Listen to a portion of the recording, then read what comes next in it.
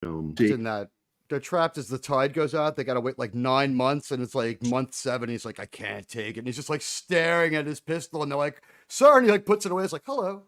That was a great moment. He can act. Yeah, he's considering, shooting himself. But we're talking about the film Sand Pebbles. Right now, we are getting ready to start this film. We're going to be talking about a new film that just came out last week with Gregory Hines and Billy Crystal. Right, just came out last week. Came out last week. They resurrected Gregory Hines just to make the film. Right. And by the way, talking about this film, I love the fact that he was a dancer, dude. Yeah. And he was such a good actor at the same Comedy time. timing like nobody else, and he's a dancer. Yeah. It was really cool that Gregory Hines came up as a dancer and became such a movie star while his brother was just forgotten. Mm-hmm. Oddly forgotten. So anyway, welcome to Saturday Afternoon Fun Time.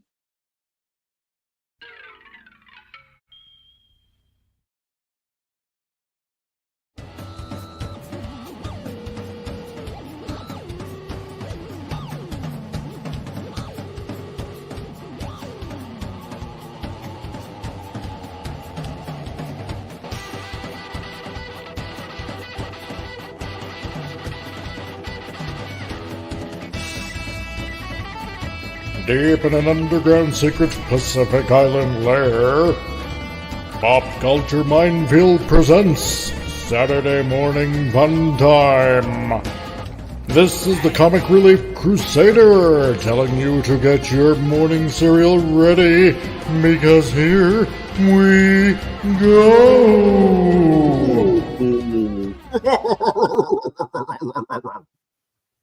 So anyway, I talked to Mike this weekend about doing a new recording of that so we can have it at afternoon. But welcome, it's Saturday Afternoon Fun Time, and we're going to be talking about the film Running Scared, starring Gregory Hines and Billy Crystal. And it is a classic buddy cop film. It's one of my favorites. It really is. Unbelievable. Peter Hyams, God, that guy annoys me so much as a director. And yet he pulled that one off, dude. He really did. He pulled that movie off. Why does he annoy you? Because the guy doesn't understand science. He doesn't understand basic biology. And he did the film Outland, which frustrated the hell out of me. I remember I was a kid and my dad took me to go see Outland. And I was bitching about the science in that movie going, it doesn't work that way. Why? I'm a kid and I know this. What is wrong with this? And my dad's like, shut up. I kind of liked Outland. Connery's great. That's the one with Connery, right? Oh my God, it's a great film. It's a great film. It's High Noon in you space. You can't man. have a station built on a moon with 1/6 Earth's gravity, and use shotguns. No. You just were special space age shotguns with no recoil. You got a pop gun in one of those fucking space stations. People are going to fucking die in mass. It just doesn't work that way. Also, you don't explode in space. It's not Arnold Schwarzenegger with in Total Recall. It's not like that. And in that film, it was the heads balloon up and explode inside the spacesuit. Yeah. That's great. We have it was a cool effect, though. Echo. Yeah, we have a Sure, it's a cool effect, but it's not how it worked. And I knew that when I was a kid. I was watching going, it doesn't happen in the vacuum. That's not what happens to us. What's horrible, it's horrible what happens to us in space. One, we begin to freeze to death. We begin to freeze to death, and our blood begins to boil, freezing, boiling. And on top of that, all the capillaries near the surface, because of the oxygen in the blood, begin to expand and pop. So you get like tons of petechial hemorrhages. And often your eyeballs might swell up and pop on the outside, but only where there's oxygen. If there is no oxygen, if it's just gelatinous, it doesn't do anything. But it's kind of gross. But you don't explode. Are you saying The Last Jedi is not a science lesson? Oh, God, nothing on Star Wars is a science lesson. And by the way, in that's Star Trek, what I now always they loved have about Star Wars versus Star Trek. Star Wars galaxies have a specific kind of look in Star Wars, which I kind of liked. It was very simplistic, whereas Star Trek uses real science and real space, and so things are supposed to be more realistic. So, Star Wars is science fiction, fantasy, and Star Trek is science fiction. So, yeah, soft science fiction, right? Because then we developed the new category for stuff like The Expanse, where gravity. That's and even they hardcore use a science. little, but they use a little magic too. The fluid that thins out your blood to keep you conscious or whatever it is. Yep. Well, they had a lot of, and it's still based on fictional technology. There's the magic in there is that the existence of these creatures, the way they exist, is really strange. And if you've never seen The Expanse, that is a show everybody should be watching. It is absolutely one of my favorite sci-fi shows ever, outside of Star Trek, Battlestar Galactica, and Star Wars.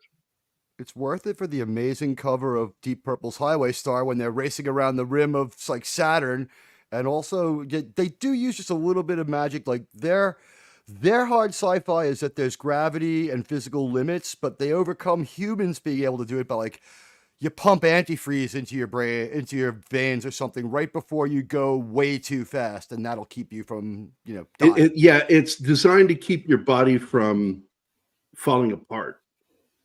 It's crazy, but still it's based off of their internal theory of how it would work, so it still falls under hard science fiction.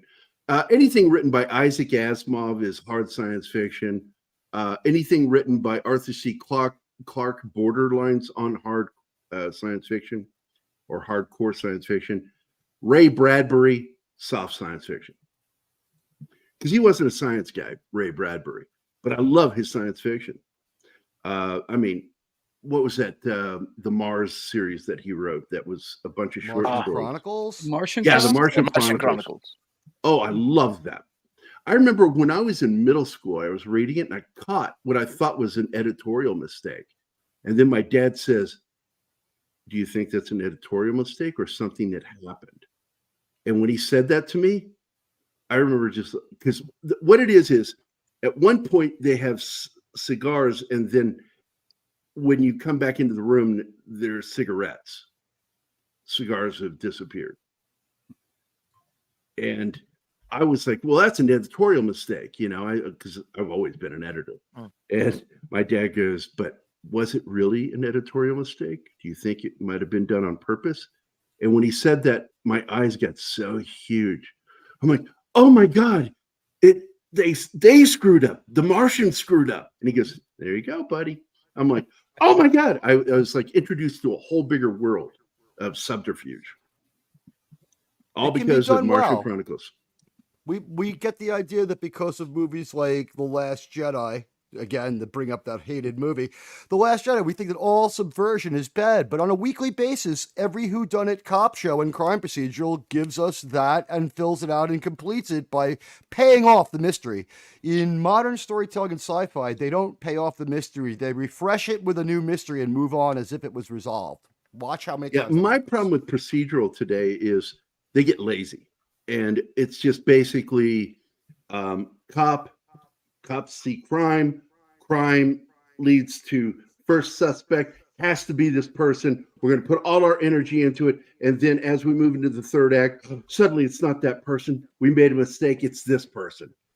Yeah, the red herring is overused.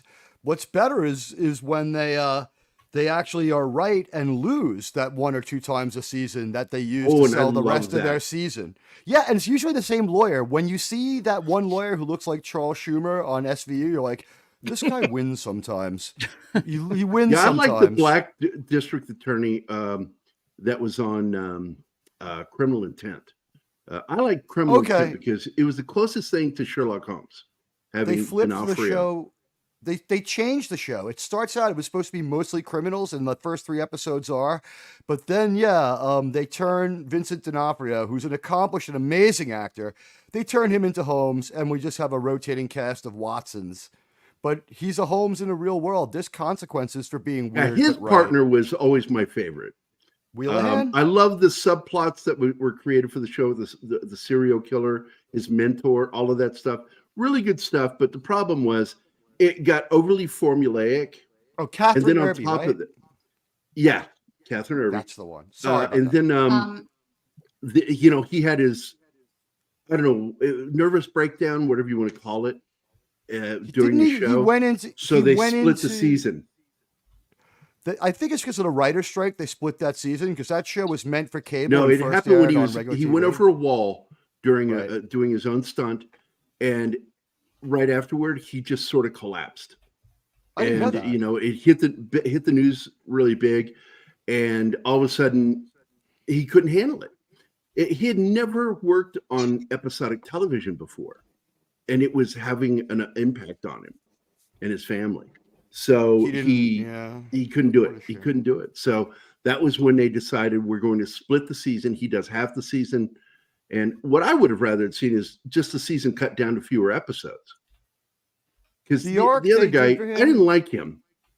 Was this the year that he infiltrated? Was this the year that D'Onofrio's character's arc was? It was like you said, isolated, and what he does is he infiltrates without permission the state's criminal mental system. That was amazing from him. He is such a great actor, and I didn't know that. My wife always called called that show crane technique on Criminal Intent.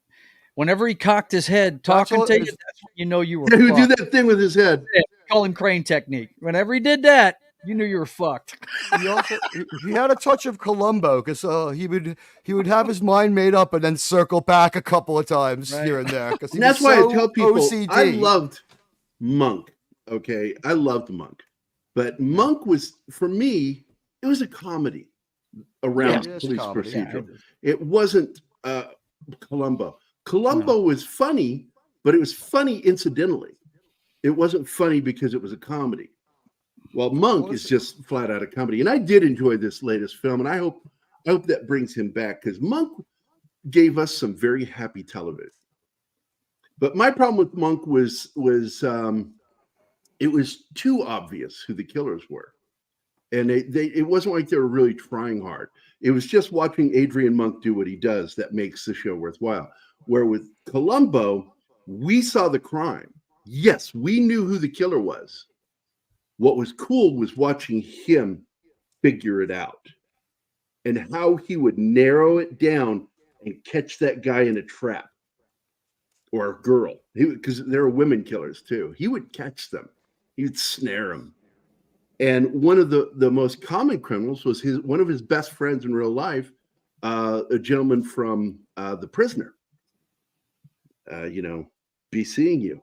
He and Columbo were very close friends in real life. The actor Patrick McGowan, and McGowan, the scarecrow of Romney Marsh. He was awesome. Yes, I've got that movie, dude. I've got that movie. I had to search it out on disc, but it is the best. That The Privateer, half of it's based on him, and that show. Yeah, I love it. I love Patrick McGowan was something else. But what a lot of people don't know is he directed a lot of Columbo episodes. Really? No kidding. He and Peter Falk were close friends, and he says, "I will gladly be on your program if you will let me direct a few." That's actually my Patrick McGowan impression. I love Patrick McGowan. Damn, you made me think of Carl Weathers again, man. I read an article on what Gina Carano said about him. Apparently, I saw that and I shared that post. Did you read it? So yeah, because he's one of the few actors that stood up for her. Yeah, and he directed her in one of the episodes, and she thought for sure he was going to direct a bunch of the spinoff with her in it too. Yeah, it's just those two got along really well. Both of them came up, sports first, right? A lot of people forget he was an athlete before he became a movie star. He was a linebacker for the Oakland Raiders. He sure was. That's goddamn right, he was. In fact, he's in, what is that movie with Chris Christopherson and Nick Nolte, North Dallas 40. North Dallas 40. He's in that. Carl Weathers, man, he's been around for a while. Long time. He didn't become a movie star until Stallone.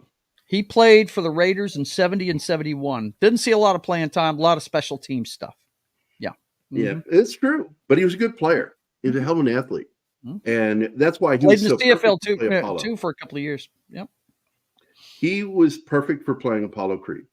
Yeah, he was. And it's funny when you hear the story about him coming on set and not really realizing Stallone is the actual actor that's going to be playing Rocky, and he kind of shits on him a little bit. And then later he's like, "Oh, that guy was shitting on. He's the writer, producer, star. Oh, okay."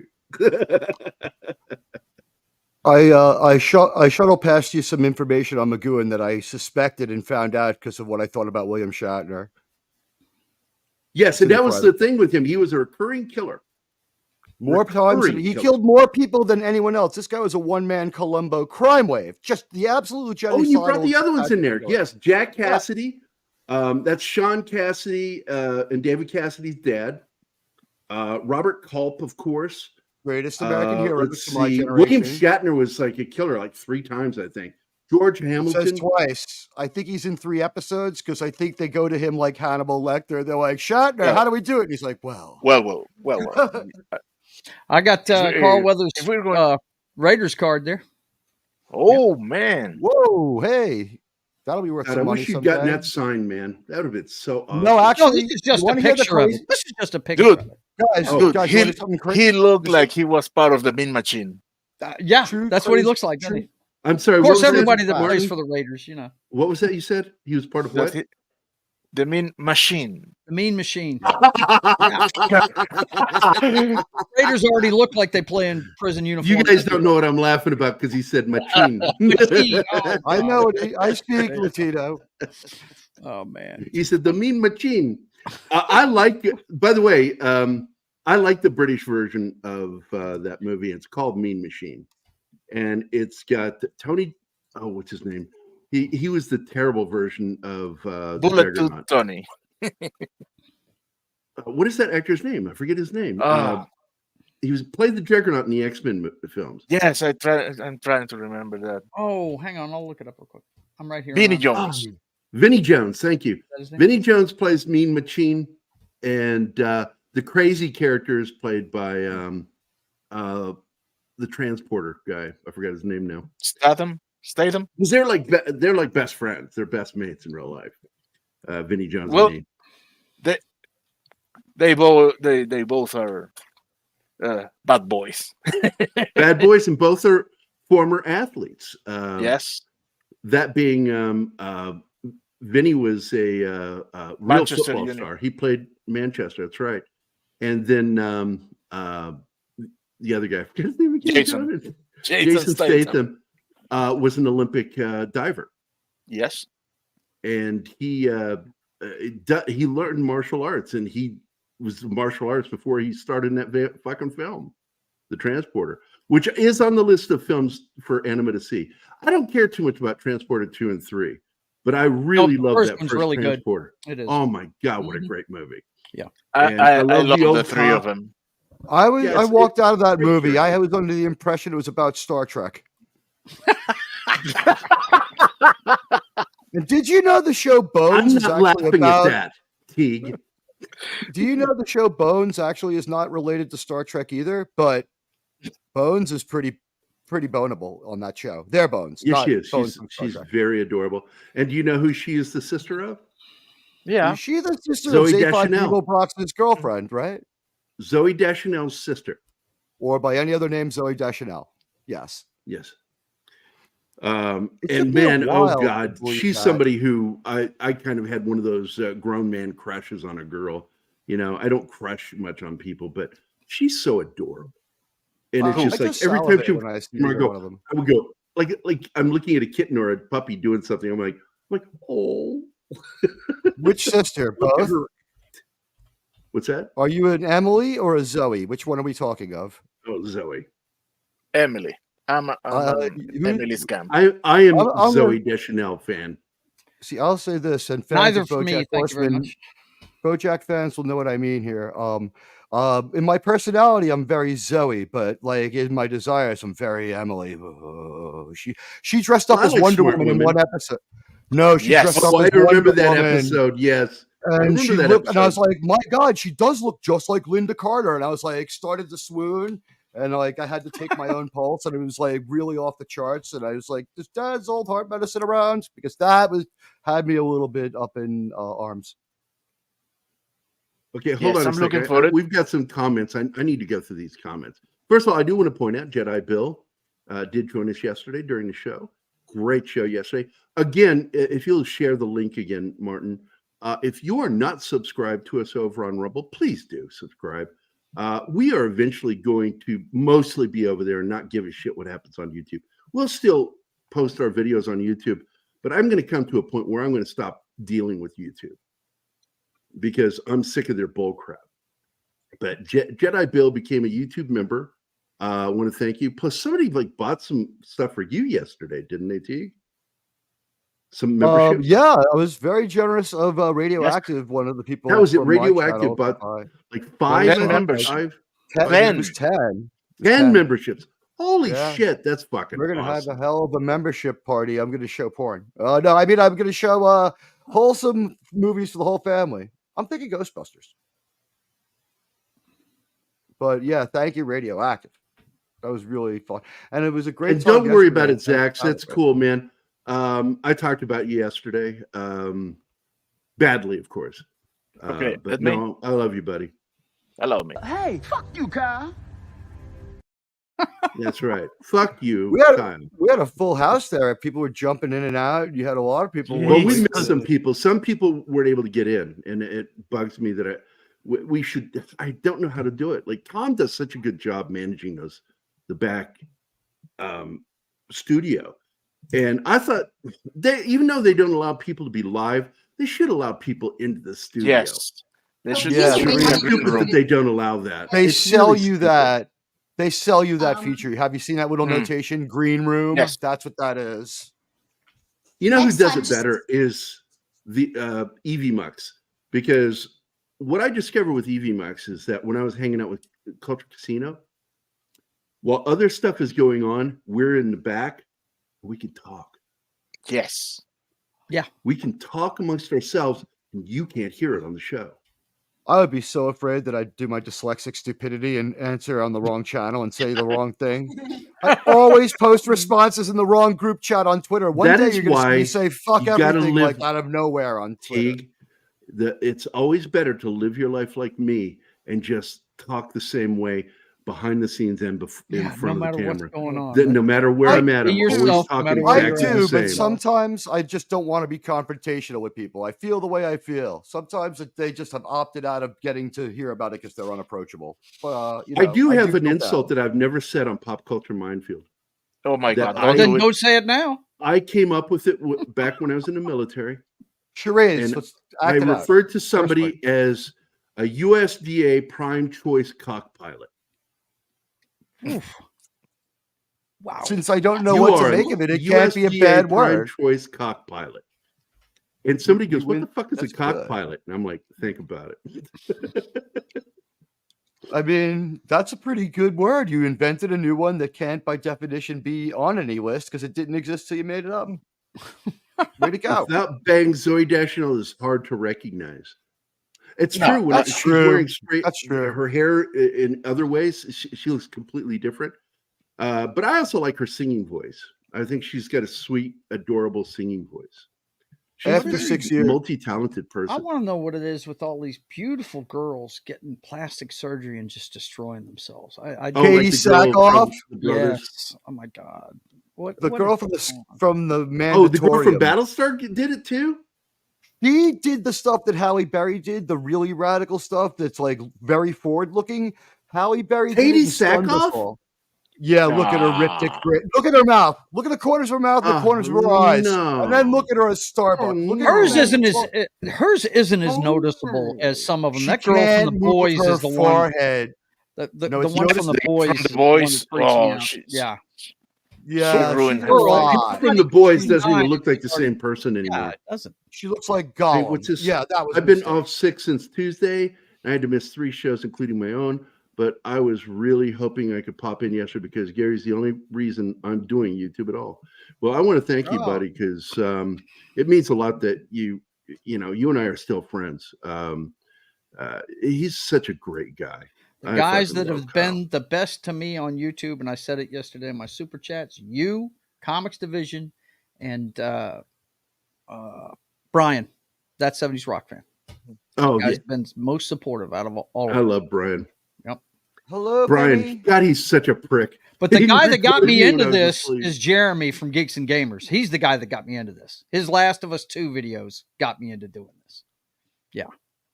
Absolutely. Doomcock kind of inspired What? me. Didn't you like The Last of Us Part 2? No, I didn't, Homer. So let's get this up on screen here. I didn't like my hero getting wailed on with a 9-iron and 20 minutes into the game. No, I didn't like that at all. Oh my favorite God, you Last just of Us- reminded me of that story. Dennis Hopper was on David Letterman one night, and he was talking about that big story, if you remember it, when Jack Nicholson got out of his car and smashed in a driver's windshield with a golf club. Really? Yeah, No, I never heard this is this. back in the 90s, dude. Mm-mm. It was He's- nuts. He got angry. He It was did, road yeah. rage. Got out Wow. of his car, walked up there with a golf club. So Hopper told the story. And Hopper's like, man. So I called him up, man. And I said, hey, Jack, did you use a wood? And Nicholson's response, and he did a great Nicholson impression when he did it. He says, a wood? I'm not crazy. I used a 5-iron. Why am I going to Not waste crazy. the driver? And that's what a wood is a driver. Mhm. It's like, I'm not crazy. I used Was it a Wood or a driver that Tiger Woods' wife helicoptered through the back window of his car? She's changing crazy. The course of his career? She's So great. she not might have so used sane the driver. Right. Speaking of plastic surgery, Tiger Woods. Right. Yeah, he looks weird. Next time with a big show like yesterday, assign time slots to the panelists. What's this one, Anima? Yeah, Assigned that's- time. Oh, I get what you're Yeah. saying. Yeah, I get what you're saying. Yeah, that's a good idea. And somebody needs to keep tabs on that, Martin. How long somebody's on? Who will be All that you gotta do is somebody? right when they come on there, so we know how long they're on, and then you let me know when someone's like getting close. You can even And that message way you me won't by have people phone. trying to get in All the I time, need- because you won't know all- when to make All I plans need for is when a special tonic to keep All I asking for need is a sacrifices. miracle. All No, I want a need special tonic. is I want a you. tonic to ask for sacrifices. So anyway, just real quick, I just let's want to get say on with thank it. you. This slideshow. Thank So you this for is- yesterday. And I did something that I never did before on YouTube. When I jumped off your show, I didn't realize that I have to like end the YouTube feed manually. So for like 4 minutes there, I was on against the show on my own channel. And I was just really glad that it was tied, so I didn't have to win or lose to myself. But thanks so much for letting me be there. I really appreciate it. Mm. If I hadn't had Sorry to about go to that. work, I would have been there, Gary. But yeah, I had. Oh, don't worry Way about to it. go buddy. on 5 years, man. That's an You accomplishment. were there in spirit. You were in the chat, so it doesn't matter. It's Yeah. all right. Yeah. So How have you not once gone again, let's crazy? get this Tell me started. Let's get it started. Let's get this movie started. Okay. So I'm this on. film, I'm Running ready. Scared, was the first in a while good buddy cop films. Now we'd seen some others in the 80s. One of my favorites is K9, which is a buddy cop film It with a is, yeah. dog and a fucking human. And it was a great film. Mhm. It's, in my opinion, it's better than Turner and Hooch because it's just, Yes. it's meant as a comedy. That's It's the one with straightforward action Belushi's comedy. brother in it, right? Yeah, Jim Belushi. Mhm. The lesser funny of the two. Right, but he was good. No, I like Jim Belushi. Yep. Don't ever get me wrong. Mhm. But, he pales in comparison. It's sort of like what Seth MacFarlane said about Joaquin Phoenix. It's like, he really shit on him one night, Yeah, this is what we got left with when River died, is Joaquin. Oh, And I don't want to say what he said, but he brought up the cleft palate. The only thing River Phoenix really had that can't take away is no one else has been able to play anything related to Harrison Ford with any success. Yep. By the way, Peter Hyams is the director of this film, and Peter Hyams is one of those directors that I love and hate. I've been And in one of his I movies. love to hate. What's that? I've been in one of his movies. What Which movie? one? Beyond a Reasonable Doubt. It was supposed to be a vehicle to get Jesse Metcalf off of that nighttime soap opera scene, and it didn't work out too well. Him and what? Dennis Michael Quaid, Douglas? wasn't it? No, Michael Douglas is the Michael big Douglas. time actor in it. Yeah, Demi it was Moore. filmed. It was filmed here in Benton. Well, all over this town, Bossier and Benton. And I was a featured extra because when they saw I had a sketch pad, I was doing a portrait of Catherine and you Michael. told me about I that. showed you the Yeah. I showed you the sketches. I've Yeah, got the the sketchbook sketches. back That's here. right. We won't I get love into that. that today unless we got extra time. But yeah, I've Yeah, got but Peter Hyams is yeah. one of those directors that I love, hate, and love to hate. Oh, yeah. Because even though he's worked on some films I really like Outland, I love that movie. But oh my Capricorn God, the 1 for science me. in that film. This one and Capricorn 1. I love those two. Capricorn 1, I love that movie too. Mhm. Another film he worked on was 2010, An Odyssey 2. The year we Yeah, made he did do contact. that. Yes, he did. It's the I sequel really to like that underrated as hell. movie. That's a really good Very good movie. film. Yeah, it is. And of course, the science in that film is good because they actually had a science person in charge of the science on for the film. Right. And Arthur C. Clarke was still alive when it got made. Yep. And I've read all of the Professor Haywood books by Arthur C. Clarke because his story continued on past that. Because he had spent so much time in space, he aged slower. Wow. And that's a fact. It's what happens. If you're in space a lot, you don't age the same way you do on Earth. So he ended up being almost only a decade older than his son, physically, Right, he had who some fun becomes with an that. astronaut. Right. I saw this sketched out. If you go on a Mars mission to Mars and back on a more or less round trip at the optimal time, your travel time is like 9 months all the way around, and you lose about 9/10 of a second, and from your perception. So it's like, Yeah. it's real, but real time travel is actually really boring. Magic time travel is much better for movies. Yeah. So Peter Hyams is one of those directors I like, I hate, and I love to hate. But he's done so many films that I enjoy. The worst film he ever made is The Relic with Tom Sizemore. Look, man, I'm going to tell you, you can't take a 44 Magnum and fire it into a stainless steel door point blank and not fucking kill yourself. Well, not with that I attitude. don't know can. if you had an angle, you may not hit yourself, but No, he's standing right in front of the fucking door and he shoots it thinking he's going to get through the door. And I'm like, no, you would just kill yourself. right. You would have died immediately. Like it would have blown a hole in you. So ridiculous because the ricochet bullet's not going to be, it's going to be deformed when it hits you. It's going to just, Yeah, do it's going so to be much flattened a soft little tissue bit. damage. And yeah. It's mhm. all Like a it's gonna be mushroom. bad. So, but They'll make I it can't like help they it. I used do to, love right? him. And there's one scene in this film I laugh at so hard because it is funny, but I'm like, no fucking way would that happen. Cops would never allow that, and that's the pants scene in the stairwell. Oh my God, yeah.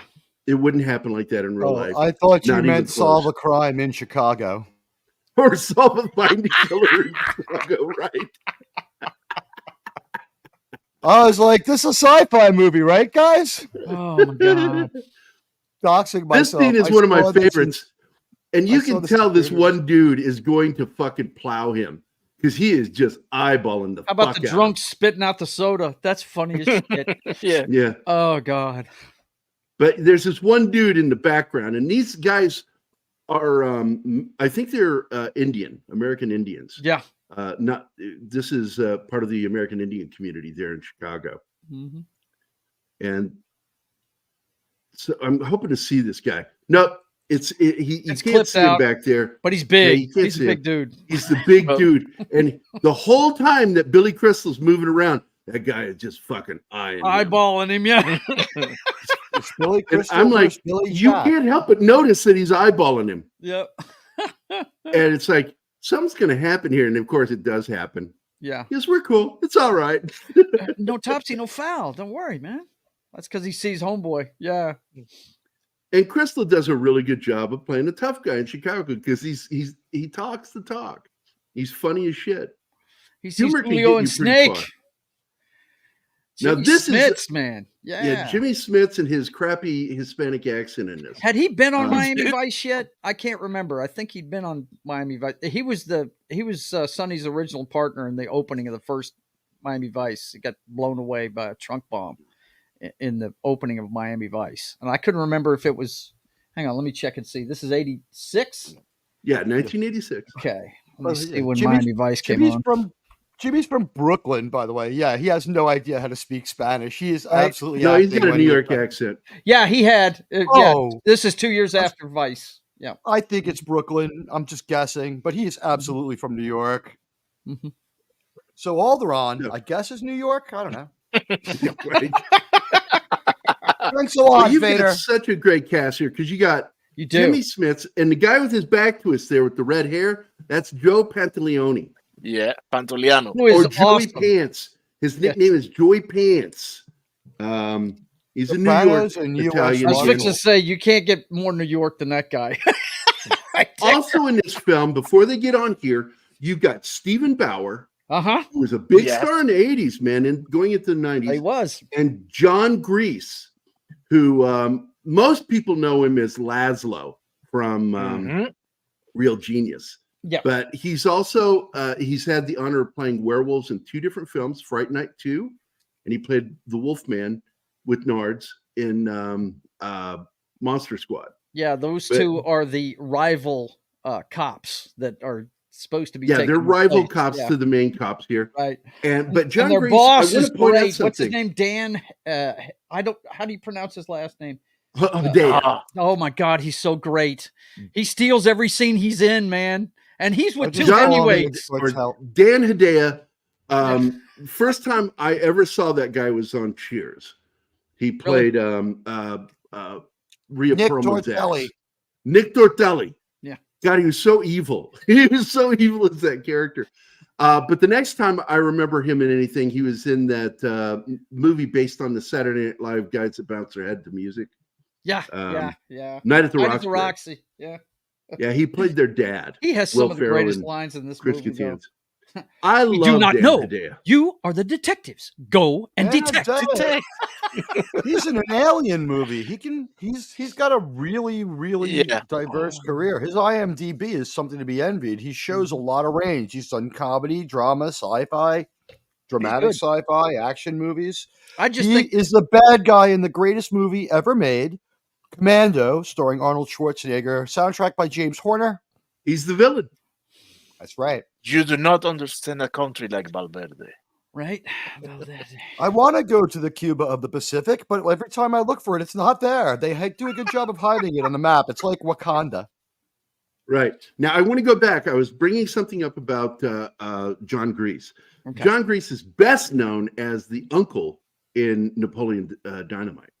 Okay. And it's probably the role that really put his name out there. But in the outtakes, you see him doing a scene, and he's supposed to be eating steak, and he keeps spitting the steak out in between shots. And he got a reputation of being a vegan or vegetarian, when in fact he has dispelled that so many times. And I'm here to tell you right now, he is not a vegetarian. He was spitting it out because he doesn't like red meat. He loves chicken. He loves eating fish. He is not a fan of red meat. He also eats pork. He just hates red meat. And Also, a lot of actors spit out their food because for one scene, when because they're you got to keep they're eating. That's for right. hours. Yeah. And so, he says that's a misnomer. It's not true. I never said that. And I am not a vegetarian. But he is in this, and he plays one of the opposing cops that's competing with the main characters. But this is such a funny scene Oh my because they're going to catch Joey Pants here with that Snake. $50,000 in that briefcase. And they just terrify the shit out of him. Yeah, they do. These cops are so funny and so terrifying at the same time. And Pants has got quite the resume too. Eddie and the Cruisers, The Sopranos, and later on U.S. Marshals, and of course The Yeah. Fugitive, The fugitive. where he gets hit in the face with an I-beam, which is Yep. what I want to do to all those deputies with their And he played the same overlapping character in both dialogue. films, by the way. Yeah. Because they Yeah. were because it's not really a sequel. U.S. Marshals is not a sequel. It's a spin-off. But It's a further spin-off. adventures There of you go. Sam That's the word. Gerard. It's My slightly wife likes better. U.S. Marshals better than she does The Fugitive. She likes that. It movie. is a little better. I get it. I'm I gonna be get honest. it. Mhm. Although, But yeah, the way this the is great. They deputies mess with talk him so much. makes me- This is one of those movies where you have to watch the movie a couple of times to get all the jokes. Because Yeah, we just watched it again right before doing the show because I said, let's watch it again because I love this movie. I don't It's on normally do that, Tubi. but I so enjoyed this fucking movie. It really is an it's absolute favorite of mine. dude, yeah, top 5 it's on- comedy for me. I Yeah. believe it's on Tubi and Pluto right now. So The movie is very hit. Oh, yeah, they got the song Sweet Freedom. Mhm. I love the opening song, Running Scared. Yep. It's a good tune. They got a couple of songs. It's 3 songs in this movie that are really solid hits. Yeah, Michael McDonald. What the hell is he saying? Yeah. Mm-hmm. Did you ever see that? Yeah, bit White on Nights, Saturday which Night is Live? another film with Gregory Hines. I love Gregory Hines as an actor. Oh It broke man, my the heart when Cotton he Club died. is awesome. You want to see him and his brother dancing? Oh Go my check God. I that out. showed that to Anima. She got to Great see movie. that scene Yes. where they're That dancing. guy can dance. Man. Mm-hmm. And you can see his skills a little bit in this when they're rollerblading or roller skating. Mm-hmm. Assume that series Frasier was the only spinoff of Cheers. No, it's not. But also had another one which is short-lived called The Tortellis. It did not last. It did not. right, it was It just didn't Nick have the Tortelli's chemistry. family. They had Yeah. none of them. They moved to Las Vegas and had a whole different show, which on its surface is kind of a better idea than adding on to Cheers, but it didn't work. Now, I do got to point out in this scene, I was curious how the fuck they got out of there because they had told them, yelled down to these guys, hey, we've got to go back to the station. There's a guy up here with a briefcase with Yeah. $50,000 in it. Could And this place sure has that really he's okay and cheeseball locks. nothing You happens just to push him? your way in, and yeah. And then they walk out, and these guys are like, they're going, hey, we want that 50,000. And then the scene just ends, and I'm like, oh, there has to have been more to this. How they got the fuck out of there. Yeah. So, but I do love this movie. I love this opening scene because they're just terrorizing. Oh, this George goes on Vance. for a while though, because don't they go to a funeral next? I think. No, they first they go Yes. to an arrest. Isn't it the arrest or No, I the, think the they suicide? Go. The funeral. The funeral's next. The funeral's before they even next, get- and yeah, then the before they even suicide. get him to the Yeah, because station. they don't even get into the Because station. remember, they get jumped They in the get alleyway mugged. going to the car. One The of them short got a cut- zip gun. The shortcut to everyone understanding this one is their buddy cop dynamic is like very aware of Starsky and Hutch. Yes, they it have is. something like that kind of chemistry, This but is they're funnier. believable. These guys know everything about each other, and you can tell. You know, Well, it's the bickering couple, but Mhm. before Starsky and Hutch was inspired by another film that got turned into a short-lived TV series called Freebie and the Bean. Freebie and the Bean. And Freebie and the Bean is the very first Good buddy movie. cop film. And it really pushed the envelope of racism between two characters. Because first of all, his nickname, the Bean, was clearly a shot at him being Mexican. Right. And then you get this cop, his partner is kind of a racist, but clearly they love each other. And there's this scene where they're bickering in the car like a married couple. And that's the first time you ever see something like that was in Freebie and the Bean. And they did it again with Starsky and Hutch. And I love it. And it really is based on the actors. The actors have to have that chemistry. Okay. Mm-hmm. Like Alan Arkin and James Caan have Yeah, that it doesn't chemistry. work if they don't have any chemistry. Yeah, Absolutely. David Soul and I just forgot his name that played Starsky. Oh my God. Paul my God, Michael I- Glacier. Paul Michael Glacier. Paul Michael yeah. Glacier. Mm-hmm. Yeah, Paul Michael Glacier had great on-screen chemistry. Yep. The friendship shows through. And they were best friends in real life. They became best friends doing that show together.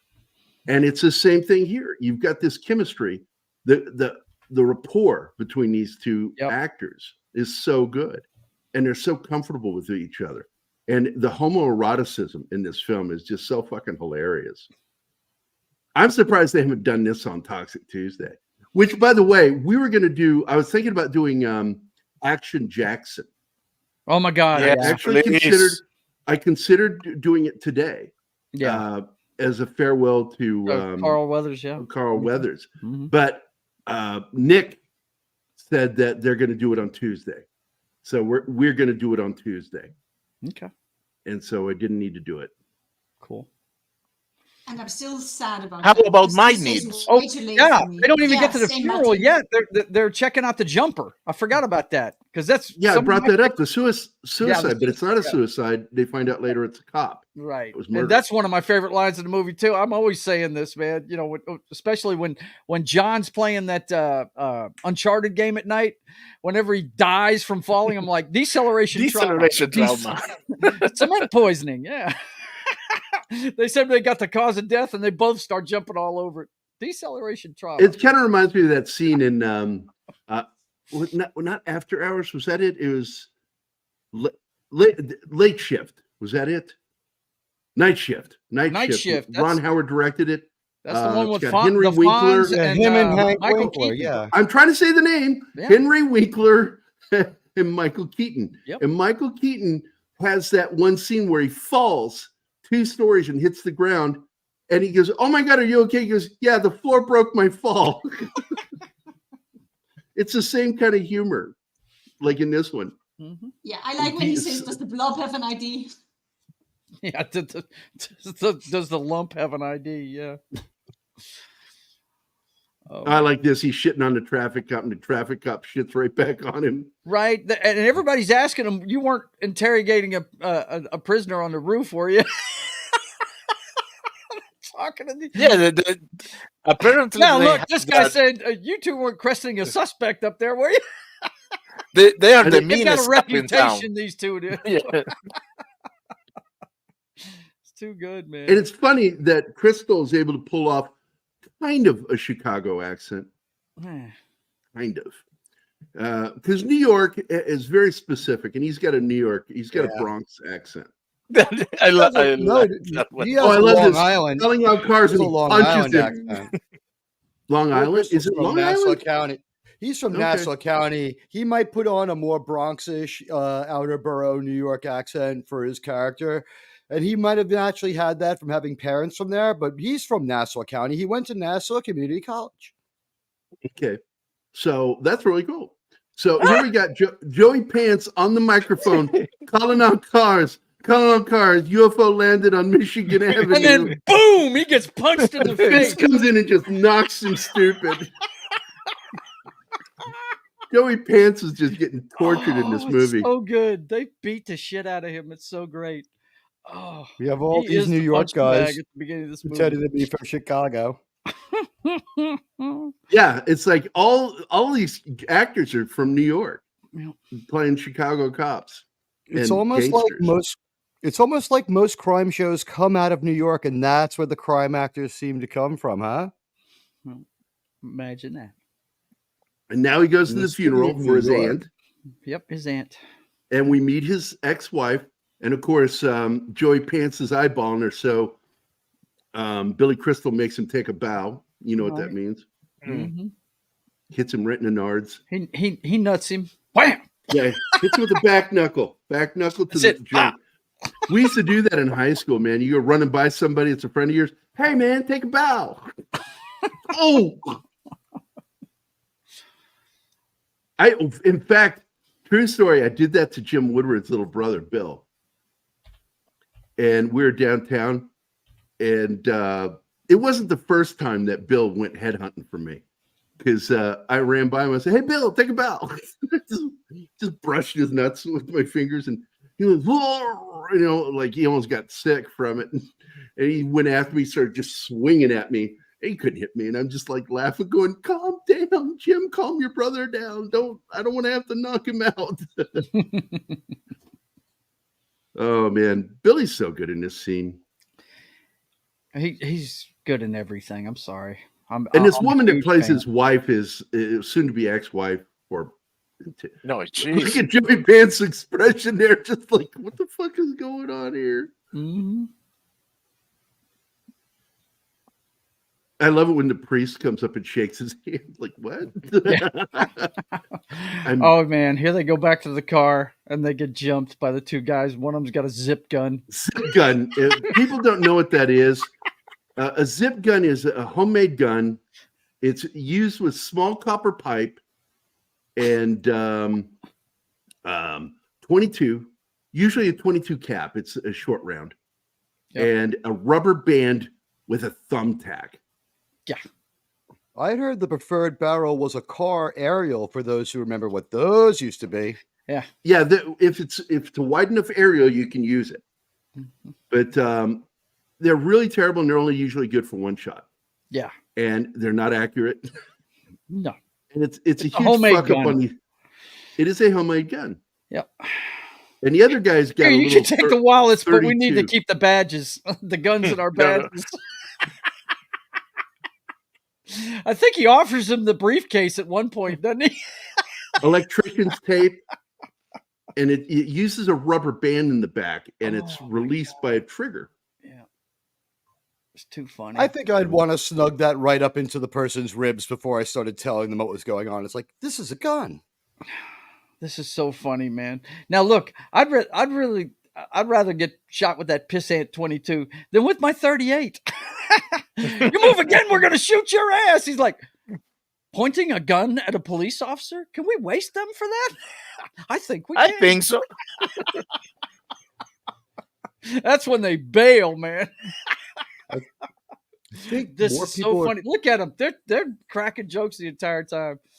Yeah, the new math dress. It's the new math. That's- Yeah. These young people. Now, this was the unbelievable part, that they're driving that fucking car. Yeah. I was gonna They got a say, look zip at that gun and they're awesome driving car. That sports car. I'm like, that's a fucking Mustang. Yeah. That's an SS, isn't it? Let's No. let's It's a assume Mustang. that car. No, It it's is. What not is an it? Which SS. one is it? It's a Fastback. fastback. Mach It's 1. a fastback. Mach 1. That's it. Mach 1 Wait. Mustang. No, it's not a Mach 1. It's not. No. It's All I know is a George, Mustang. Fuck you. All I it's a know is Mustang it's a fastback. muscle car. That's for damn sure. Hey. They could have just lifted that car before. It That's may true. it may I be was I gonna was hot. gonna say, yeah. Right. They They're not that good carjacked at it. criminals. I don't believe that. I'm gonna These say it guys are again, zip terrible gun. criminals. And then they've got that beautiful fucking car. I was just like, oh, bullshit. That's a good scene, man. I love this scene. And there's a callback later on. They're arguing about who shot Yes. what. Yeah. Yeah, those were all 6 my shots. Look at this. I'm talking to Mr. SATs. You fuckers are sick, he says. Snake says, you fuckers are sick. That movie, dude. Yeah, I know every word of this flick. I've There seen he it is, so Dan many Hedaya. times. Yeah, he is the greatest. He always leans forward when he talks. Snake, tell him or Well, we'll kill you too. He's a tall guy. Oh my God. Hey man, I'm one of the abused. Also, I love it when he grabs one of the Chicago Cubs hat and Yeah. is about to put it on. He Yeah. goes, don't put that hat You're not on your putting that- greasy head. My Cubs hat on that head. No. Put it I on. got to take exception Right to the there. way that Billy Crystal wears his sports gear. Who tucks in your batting practice jersey? No. And he does it again with his Blackhawks jersey. And he mixes and matches. He's got like the Cubs hat and like the Blackhawks jersey. And it's like, you're giving me whiplash. What are you thinking of today? Hockey, baseball? It's the colors don't match. Oh my God, Please. this girl is gorgeous. He's so gorgeous, but it's the one thing, the flaw in the slaw that I have a problem with. But it's a part of the plot. Is in their story, I should say. Part of the story of his relationship with her is she says she's not married right now. Right. It was the exact words, but she is married. No, And she's not so- married. She lives with her boyfriend. It's different. Is that what it is? Yeah. Yes. She's not married. Okay. So now I don't have a problem with it. I thought she was married to this guy. I've always had a problem with that. So now Well, it's to me, cheating is cheating. yeah. Well, cheating is cheating, but it's a whole lot different when it's a boyfriend because he has every right to try to steal her away from him. Hey, man, you haven't put a ring on that finger yet, motherfucker. Right. And that's the way guys think. No, I'm not doing shit until you put a ring on that, or I'm going to fuck around until you put a ring on that finger. And it's always been a rule of mine. I like the in- ladies to buy live me by a it. couple of drinks. Don't first. ever fuck around with married women. Yeah, if you like breathing, that's a good Now, idea. it's not that I didn't do it. I did do it when I was younger. And I was fixing to say, but I don't know how I didn't get shot. The Army, because that's part of the reason why I joined the Army, was to get my fucking head out of my ass. Because I was doing stupid shit, man. I just think of guys like one of my favorite players ever in the NFL, the quarterback for the Titans that took him to the Super Bowl, Steve McNair. His side piece decided, if I can't have you, nobody can. Killed him and killed herself. And, I used his depilatory for my ankles when I played football. Really? McNair. Really? Wow. No. Steve Who's here? He was a great. It's a joke on Nair. Oh, okay. McNair. Gotcha. McNair. So I want to point this out that Anima liked this scene a lot. Yeah. She chuckles every time he hits the Dude, fucking it's great. siren. I brought donuts. It's just, I didn't get do we those have a ones. motorbike in that bedroom? Why is that thing in there? It belongs on the street. Well, I'm going to tell Because you, here's why. He lives in a warehouse apartment, one. Two, you don't leave a bike like that. No, on the you don't street. leave that kind of bike on the street. No. Or in a parking garage. Mm-mm. That is the sort of thing you keep in your home. He'd be buying tires every week. Yeah, Okay. that thing would be. European thinking. Sorry, we don't. We keep. But that's some okay. But this is so expensive fucking bikes, funny yes, but not that he motorbikes. wakes them up with the police siren and then Yep. says, "I brought donuts. I would have brought some of those pastries. with- Those French pastries, but I pastries can't remember the Start name. with a C, but I Croissants? can't pronounce it. You sound Dang. stupid if you say it wrong. Yep. And the way you're like, I was taught to say it was croissant, Croissant. but in America, we just say crescent roll. What? That's really I say all you gotta croissant. say is crescent roll. But then It's, again, I live in a it's French state, so croissant is I the say right croissant. way to say it. Croissant. Mhm. And Yeah. but the thing is, though, in the United States, if you go to buy them like at Pillsbury, it's not called the Pillsbury croissant. It's It's called a the crescent roll. Pillsbury Yeah. crescent roll. Mhm. Because you are weird and you don't care about original names. Hey I will man, never those of stop us shitting down on you here, for that. those of us down here in the southern part of the Purchase, we pronounce it the right way. We do. Yeah, because you got that, You better. you get that French dick in you. Hey, that and guys like Emerald Lagasse get pissed at you. What I think's funny is everybody's like, Emerald. yeah, Emerald Lagasse is such a great Cajun cook. He's from Boston. But My he favorite does all the growing cooking up, by down the here. way, was the Galloping Gourmet. Yeah. Mhm. And I love that shit. But anyway, so I here we love that see- line right there they just showed. Yep, Sometimes we have to both get women at the same time. at the same time. Bye, Lord Todd. Okay, Thought, thanks for stopping in, buddy. Be good, man. It's good to Bye. see you. Let's see who else is here. Viva General Arias. Our Muslim uncle is here.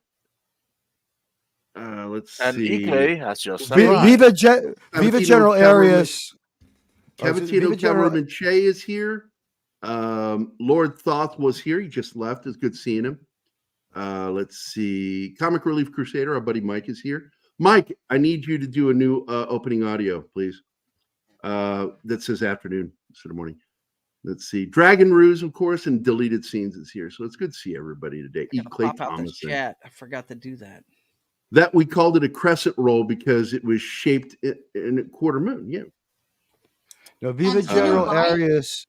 Viva General Arias was just me praising Nick Tortelli from Cheers, who is General Arias in Commando, the rightful ruler of Valverde. Sorry, that was my writing in there. Dead Man Here's some Walking just trivia dropped for in. you guys. Here's some All trivia right. for you guys. The Well, croissant Dad, isn't man. French. It was invented by Viennese bakers to mock the Turkish people after they failed to get Vienna. And the Was it final because battle the was on bakers heard September. them- Was the 11. final battle that year was on September 11th, Yeah. 9/11. That's why that date is so Yeah. important. The Hey, French that man. claimed they invented it, but they didn't. Is the story I don't is know. the story that the bakers are the ones who heard the mining or sapping operation, as they call it, because they're up so early? I think so. That's why they made the croissants. It was something else. They just reshaped it. Oh no. They're shaped it like that to mock the Turks. The Yeah, high right. mock moon the on the Turks with flag. crescent But moon. I think the bakers came into play. Like they were the ones up very early because they would only sap in the middle of the night or something like that. Because their That hours is were reversed, possible, they yeah. heard them. Wait, is that time It's of in- the show? It's in Baron Munchausen. It We has to already be. an hour in. Wow. It's time for that beautiful comic book footage, bro. And here we go. Meet the Seattle Vigilante. Like so many comic heroes, this warrior hides his identity.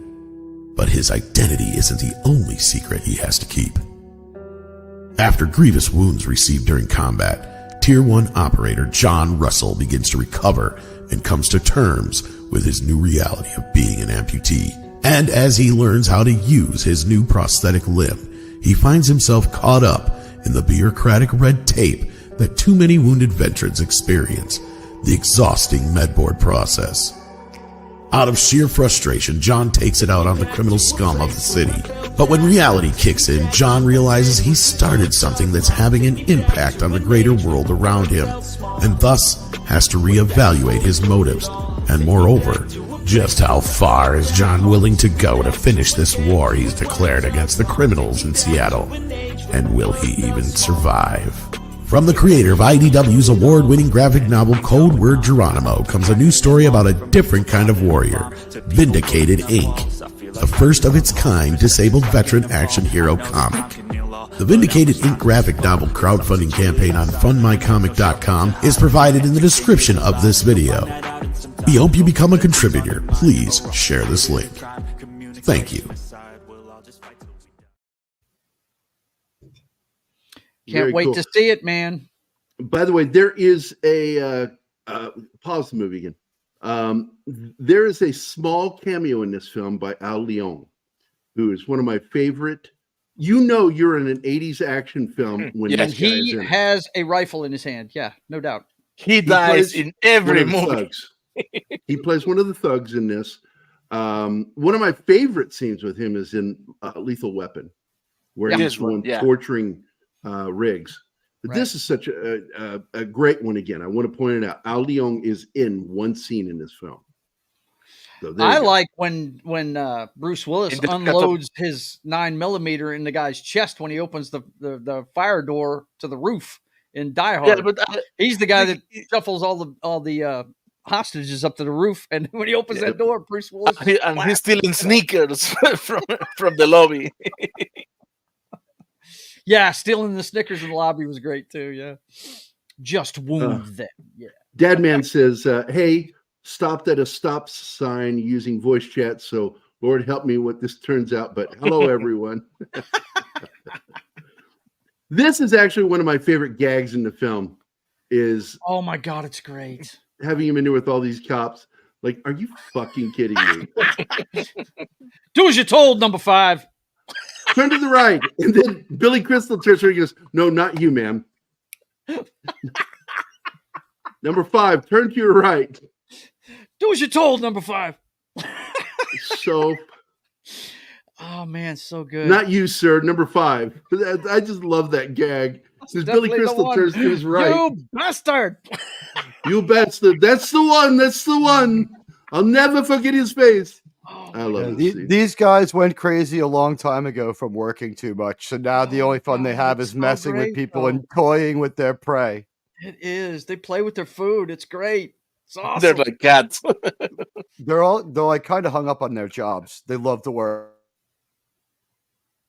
Oh, did we lose him? Hello? He just went quiet all of a he sudden. went. Pew. You muted yourself somehow, buddy. Yeah, Snake, you're free to go. Sorry to bother you. I love Right? this. Pretty cool. He's like, the fuck is going on? Why are you letting me go? No, go ahead and go. What he doesn't know is they got his money. Right. Man, Goes look, to sign it the- out. Counts it. $5,000. 5,000. That was 50. He starts losing his shit. Oh, it's so good.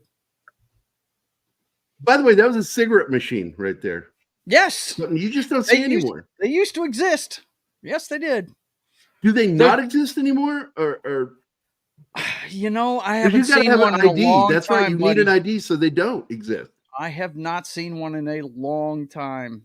Yeah, because you got to be 21 to buy Yep. tobacco. Mhm. So You do. yeah, I bet they don't exist anymore.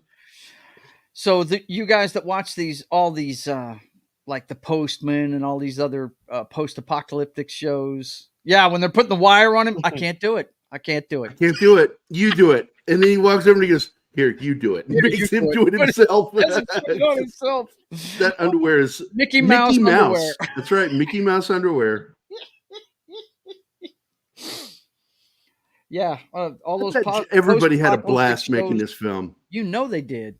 When they When you kick say over. a blast, Oh, Tell me that asshole isn't buying TVs. I mean, would you say those were his lines? oh my god, too good. Oh man. Now I'm going to point out there's a scene with the dumpster truck, the trash truck. Yeah, that's later Yeah. on. That is Yeah. reminiscent of a scene that was done in one of the John Wayne cop movies made back in the 70s. The one where he goes to England, I think is the one. Really? Yeah, where he gets pinned between two dump trucks and they smash him, trying to kill him. The worst is that one in Kick-Ass where they crush the guy inside the car. They actually show yeah. it's oh god. Zack Snyder it's gross. making people cringe. What a surprise! Oh, that wasn't Snyder. That wasn't Snyder. That's Matthew Vaughn, baby. Yeah, it's Matthew. Oh, okay. My bad. I'm hearing That's nothing okay. but bad things about Argyle, though. I like his stuff, but I've Okay, heard- here's what's going on. People who don't like masculinity are the ones criticizing. Really cool. That's what I'm picking up. All the negative criticism is coming from people who don't like manliness. really. People who dig manliness seem to be saying good things about this. I love movie. Matthew Vaughn's stuff. I love Kingsman. You know, Kick-Ass. I have a problem with. I didn't like any of the Kingsman films. Really? But I like some of his. I love Kick-Ass. Oh, really? Yeah. I love. No, Kingsman. I don't like the Kingsman films. Love them. They're ridiculous. Is my problem with them is they're ridiculous. I haven't seen the So- third one, but the second one I didn't like at all. The first I liked one the is third best. one for the most part because I it haven't felt like seen a it. real story, and then it got goofy at the end, and I'm like, okay, I'm done. The first one was so fucking silly and over the top that I just Well, like, Not I supposed to went be to I went to the realistic, cinema though. with that expectation. I was expecting to see a ridiculous over the top movie. Is that the one where the guy gets hit by a car and that becomes his superpower because he's kind of jonesing to be a superhero anyway? So like He gets hit by a can feel no car and his pain. nerve endings get shot. He can't feel pain. Right. anymore. Yeah. So yeah, his that's superpower Kick-Ass. isn't really a superpower. It's Oh, based you know on a what? Yeah, graphic novel. Yeah. Mm-hmm. Zack Snyder has something similarly named that confused me. well, he did Sucker Punch. That's I like Kick-Ass. Is Kick-Ass 2 the one where Jim Carrey kind of goes insane? That's on the press second tour? one. Yeah, it's not as good. Penny liked He Argyle, also went apparently. That's cool. insane. All right. Yeah. We who's- call I it got a feeling rational I'm going to people like it think because I got an yeah. ill. I'm not going to say anything else. It I'm not seems saying like the anything else. rational people that But I we have a gut. interact with I'm on a gonna see daily it. basis. Yeah. The people that we know seem to have a more positive opinion of it on the whole than the people who Yeah. are paid to watch movies. What a shock. Imagine Yeah, that. don't trust. Established critics. Don't trust them. Oh, hell no. I but mean, but anyway, Become established. this is the big scene. This is where you get to see Al Leong for one brief moment. That They're line, listening. I love that line. So they go rushing in because he uses the secret word to get him to come in. They rush in only to find it was a setup. yep. But this is the end of Joey Pants Yeah, because he says you should be squirming too. you brought him here. You brought And he him goes, here. yeah, but I brought him gift wrapped. And he just fucking blows him away. Yeah, he does. Don't worry, he'll be back to die in quite a few more movies. Right. I love Joey Pants. He's a great actor. He I was dig so Jimmy awesome. Smits. I mean, this was the first movie I really saw him for an extended period of time, and I dig the guy. You know, He's not playing it here, but I love Pantaleone as the New York to Philadelphia region guy who kind There of he has is. that attitude, and he's Yep, a little there he less is. trustworthy. Mm-hmm. That's Al Leon right there. Yep. You know, you're seeing an action film from the 80s if Al Leon is in the movie. You are a big time baddie in a movie in the 80s because Al Leon's in your When it comes crew. to Jimmy Smits, there are two things that I really liked with him. One, NYPD Blue. Mm-hmm. I liked him in that. And I fucking love that movie Switch. Yes. Which is good with Ellen Barkin. Yeah. It's great. Edwards. Yeah. Mm-hmm. I love that movie. It cracked me up. Where He's really good. If you're a fan of The West Wing, he's a really, really good in the final season of that as the guy running for president. he was in LA Law too. It was not bad. I don't know. Jimmy Smits was never in that much that I really liked. I liked him, but I voted for Palpatine instead. I believe, if Senator Amidala wanted stronger leadership, why not give it to someone from Naboo? I'm looking at it, and so many films that I just really didn't think that much of that he worked on TV shows. Mm-hmm. Blood in, blood out. I love The West Wing. Me and Blood in, Rhonda, blood out, no. we set up our own lineup for the 7 to 10 time slot because we hate regular television now. And like right now, our lineup is we watch Whose Line Is It Anyway at 7, Big Bang Theory at 7:30. At 8 o'clock, we're doing Star Trek: The Next Generation from the beginning, and then at 9 o'clock, we're watching The West Wing again. We just flip flop. We flip flop between The West Wing. I'm pausing it because I want to talk about the movie. We're not going to That's have why I enough do it. time. Went on for half an hour beforehand. I know, but I paused it because I want to talk about the scene. Yes, sir. Martin, that's why not you. Martin says that, and I'm telling him why I'm pausing it. I'm unclear on which of us is in trouble. Nobody's in trouble. Nobody's in I'm trouble. explaining to him why I'm pausing it. Oh, sorry, Hefe. Sorry, Hefe. I'm Latino I'm looking at all too, his stuff. I just don't see it. I bleed pure sangria. He's not in. Yes. Oh, he's in here Tommy comes, Knockers. Here and comes the Tommy. guys. The Yes, two. John Grease and what's his name? Bauer. Yeah. Steve. They replaced Snake as the punching bag for the rest of the movie. Yeah, because basically Billy Crystal and fucking Gregory Hines just fuck with them the rest of the movie. That's because it. they get assigned to them to train them. Yep. It's too good.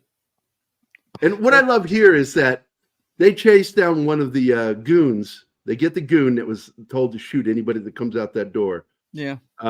They catch him, and they're like, "Well, he got away," and of course they fucking lorded over him that they got Jimmy Smits in their car. Yeah, that fish is too I love small. that. You need to throw him back, right? And they show Homeboy in the back of the car already. Yeah. Yep. Oh man, too good. Yeah, they're one upping him the whole flick. Vader And right didn't here, even they get beat the his shit out of him ball. while he reads himself his own rights. Yeah, that's right. It's so nice to work with Do you professionals. understand these rights that you Just explained to us? Oh man, it's a You're pleasure so to deal dead. with professionals. And of course, the minute he says that you're so dead, Mhm. immediately that's a threat. You've Yep. been read your rights and you just threatened us. Mm-hmm. And what is the threat called? Assault. Yeah. Most People people misconstrue tend that. to get clumsy and fall down the stairs while handcuffed after they say dumb shit. It like does that. happen. It does happen. And I empathize with it.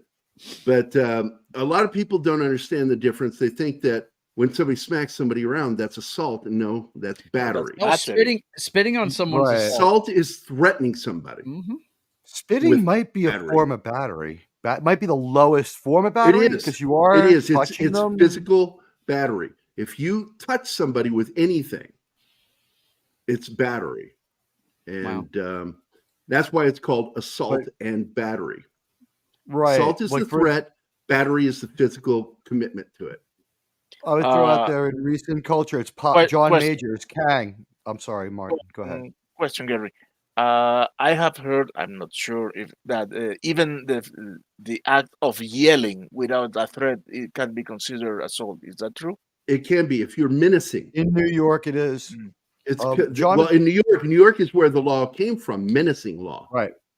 Oh, is that I know this. Kang, Jonathan Majors, a recent pop culture guy. Mm. He is in trouble for assault, but was cleared of battery. So what the court decided was he screamed and yelled at somebody. That's all he's guilty of. It's not cool, but I don't know how criminal it is. And to be fair, if you only do it a couple of times in New York, they'll take some money off you and yell at you, and that's all that'll come of it. But he didn't put he was cleared. The yelling needs to his be battery. interpreted or picked up as a threat. It has to turned be out to be threatening in some delusional. way. Even if you're not threatening to punch somebody, the person, if they feel threatened, it's all about perception. That's bullshit. This is a crime where you can be guilty because the other person says, "I honestly felt scared," and it can go to a glance. Bullshit.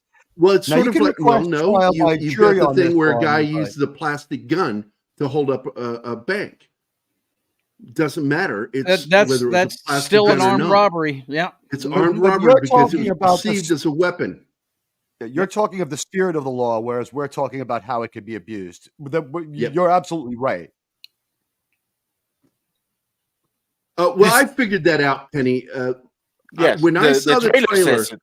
when I saw the trailer, and at the end of the trailer it says, "And now we want you to meet the real Agent Argyle." Right. I'm like, clearly it's Sam Rockwell. right. They showed too much of him doing shit in the trailer. Clearly, it's fucking Sam Rockwell. He's the real Argyle, Agent Argyle. Now, I love this scene on the boat. Look how tan they are. Oh yeah. And people go, black people can't tan. The fuck they can't. Yeah, if you I had a become buddy of even mine, darker. Vic Armstrong. Vic Armstrong, when we went down to Florida, got sunburned. Now we missed the whole part where he got the money from his aunt. Mm. Yeah, he inherited that money. Yeah, Look, Sarah Connor's bike. and they were It is basically the run same out one. of town by their boss. Oh, gay pride. If you See it remember. there? Oh, my They God. were run out of town by their boss. Their boss, one of my favorite guys in the movie, tells them, if I see you around the station, I'm gonna have you arrested. If I see you in the city, I'm gonna have you shot. You Now have been doing this too long without a vacation. Billy can't skate where the shit in this at the beginning. No. But you can clearly see Gregory Hines dancing where the bathing suits are so 1980s in this. It's awesome. The t-shirts. Tell me you got to slide of the t-shirts. Oh my I God! don't know. Please tell me you didn't. I They don't know. covered it. Are you kidding me? I don't know. They're airbrushed. What the Whether freak? I they're don't airbrushed know. or not. On with stupid. The pointing funny in part either about this direction, right? is they No. both have women's boobs They painted got on the boobs t-shirts. airbrushed. But Yes. Gregory Hines, the black guy, is wearing the white girl's little boobs, Yep. and Billy Crystal's wearing a black guy's t-shirt with big boobs, and I love that. Yeah, you cut it. All right, good. Thank God. Come on, you could have used Mads on there. Come on. Oh, and he cheats. I love this. Yeah. His fish wins. His marlin wins, and the reason why is it's loaded with full beer cans. Right. They start falling out. I love the Takes- first Gregory Hines takes sunset his they money went back. to see. They're sitting there going, "What's the big deal? The sun. It's setting." Are you serious? Really? What's going on? Was there a crash in the harbor? We're watching the sunset. Oh man, It Too sets every day. good. Yeah. They're in And such we a see big it city. every day. Yeah. And we come out every day to watch it. It's like, and I've been places like that. When I was in down in Mexico with Patty and I went on vacation down to Cancun, and they had little parties. You go out there and fucking watch the sunset. Mhm. Cozumel, Isla Mujeres, and Cancun. Yeah. But the only ones who do that are the tourists. Just But to be even- clear, you said fucking watch the sunset, not fuck and watch the sunset, right? Yeah, that's what I said. Clear. And also, Okay. by the way, that's all that you see when you're down there, unless you're in a shop. Right. Now, I'm going to tell you something, Martin, that I found interesting when I was in Cancun. There was a bank robbery in Cancun the week I was there. Okay. It was held up by what would be referred to as an ancient Mayan person. They're very squat people, very dark skinned, and they don't look like your typical Mexican person. And that is the ancient culture of what was left over from the Mayans.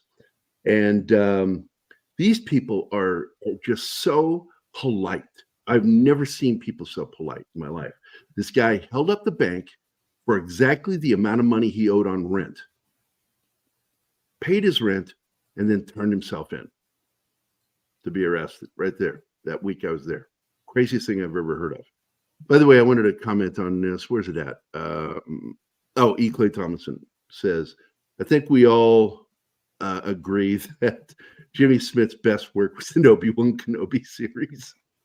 To which Penny says, I wouldn't know. Didn't see an episode of it. I feel your pain. You don't need the Force to feel your pain. I know exactly what they're talking about. They absolutely character assassinate pretty much everyone in the original trilogy. With a broad brush. It's not even worth talking about, dude. Yeah, it's a dumb show. I'll save my pain for Star Trek. Yeah. So they have bought a property down there now, and they're going to own a bar. And hopefully, if we get lucky, we'll get robbed. Yeah. I love this. Even little things like this, man, when they're sitting there playing pool, right? He grabs the ball, starts talking to him with it. He goes, where was this? Here? Now, where was this? Where was this before?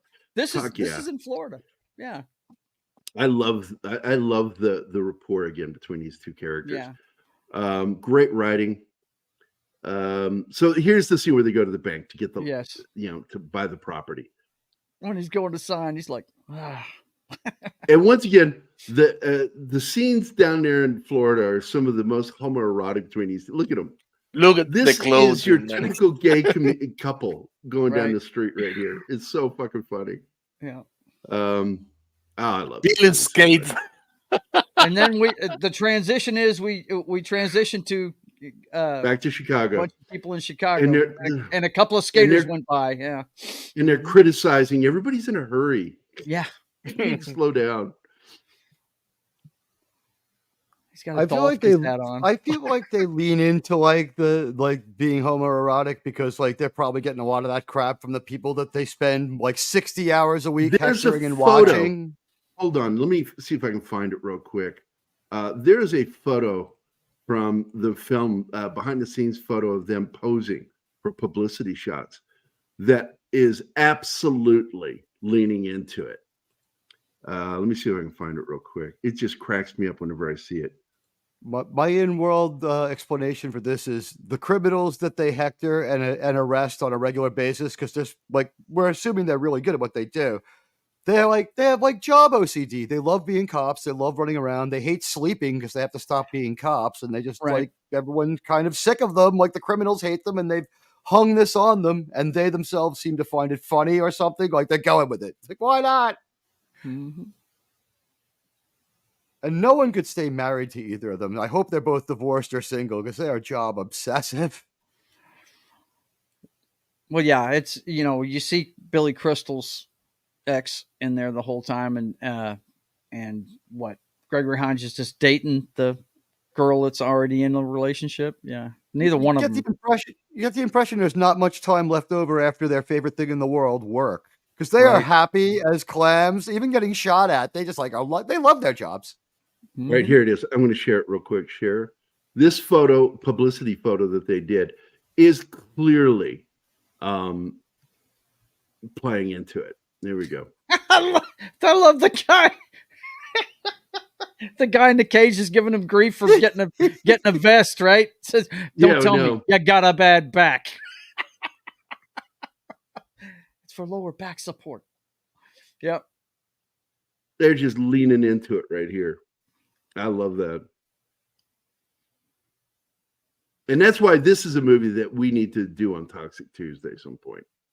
Is Billy on SNL while this movie comes out? It's right around the same time. There might be some overlap. It was the late 80s going into the 90s.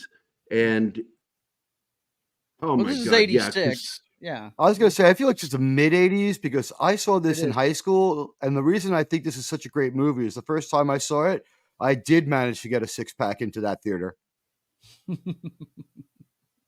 16 years old, 6-pack, watching Billy Crystal and Gregory Hines. I was on top of the world for those two, like 90 minutes or whatever it might be.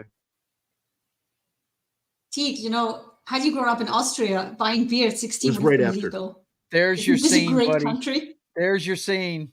I have Oh, some yeah. Austrian ancestry, so I claimed my birthright and just bought it. I'm going to let this scene go through and then I'll play the clip. It is so fucking Yes, funny. The please. little kid and Gregory Oh, Hines so in good. this scene. Yes. It's one of my favorite moments in the film. Mm-hmm. And hold Just a on, second. I'm going to wait. Okay, All there right, you go. Here we go. There you go. Here we go. Here's the clip. He couldn't get away with it. Couldn't leave that minute. That was so great. That fucking kid was just getting under his skin, man. Pissing him off. Mhm. And I love this too, that they tag the card. It says undercover police. Yeah. Yeah, I think when they first get hit in the Unmarked police car. yeah, Unmarked unmarked police police car. Whenever they first get hit in the alleyway by the guy with the zip gun, I think he says to one of them, "What do you think? We're all wearing uniforms. We all drive around in cars that say police on them." Oh man! And this is pretty clever. What he does here is he takes the spray paint. He goes, "Oh, even I wouldn't spray paint a Mercedes." He goes, "I'm not." He I'm not? spray paints the yellow curb That's right. and gets it towed. Towaway, instant towaway zone. Yep, and he's I gonna lose miss- right to Gonzalez. Oh, I'm gonna. I do that miss one. Gregory That's the way Hines. of punk people. I do too. He was It was so a damn talented. shame when he passed We away. lost him So too talented. soon. Yep. Yep. Yeah, this is kind of the unbelievable part right here. They would have never wasted time trying to get that guy a pair of pants. Yeah, well, he says, I can't really get a shot at him. So Yeah. yeah, you could. You totally could. This is the most fantastical part of the whole film. Yeah. But it's so fucking funny Funny, it doesn't matter. Yeah, because he throws his pants for him and he misses and they fall all the way to the You ground. did that on purpose. You did that on purpose. I don't care. We can get shot and killed as long as I keep on my pants.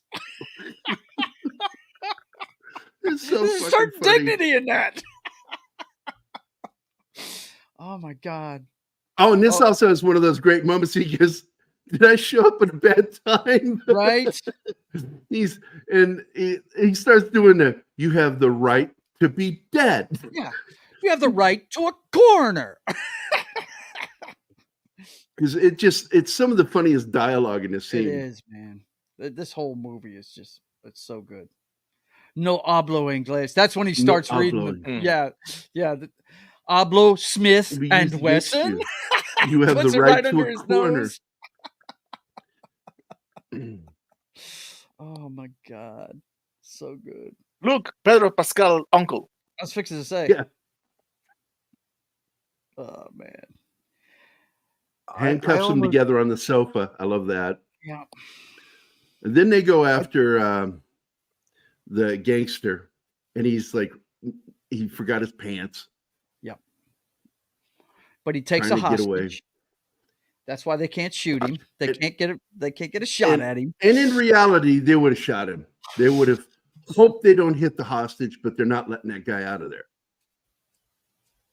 And in reality, Another thing the they movie might would have have thought ended about right is the here. fact that he In reality, the movie would have ended here because they would have just killed him. But Oh no, You don't my have a friend. That's movie. Chicago.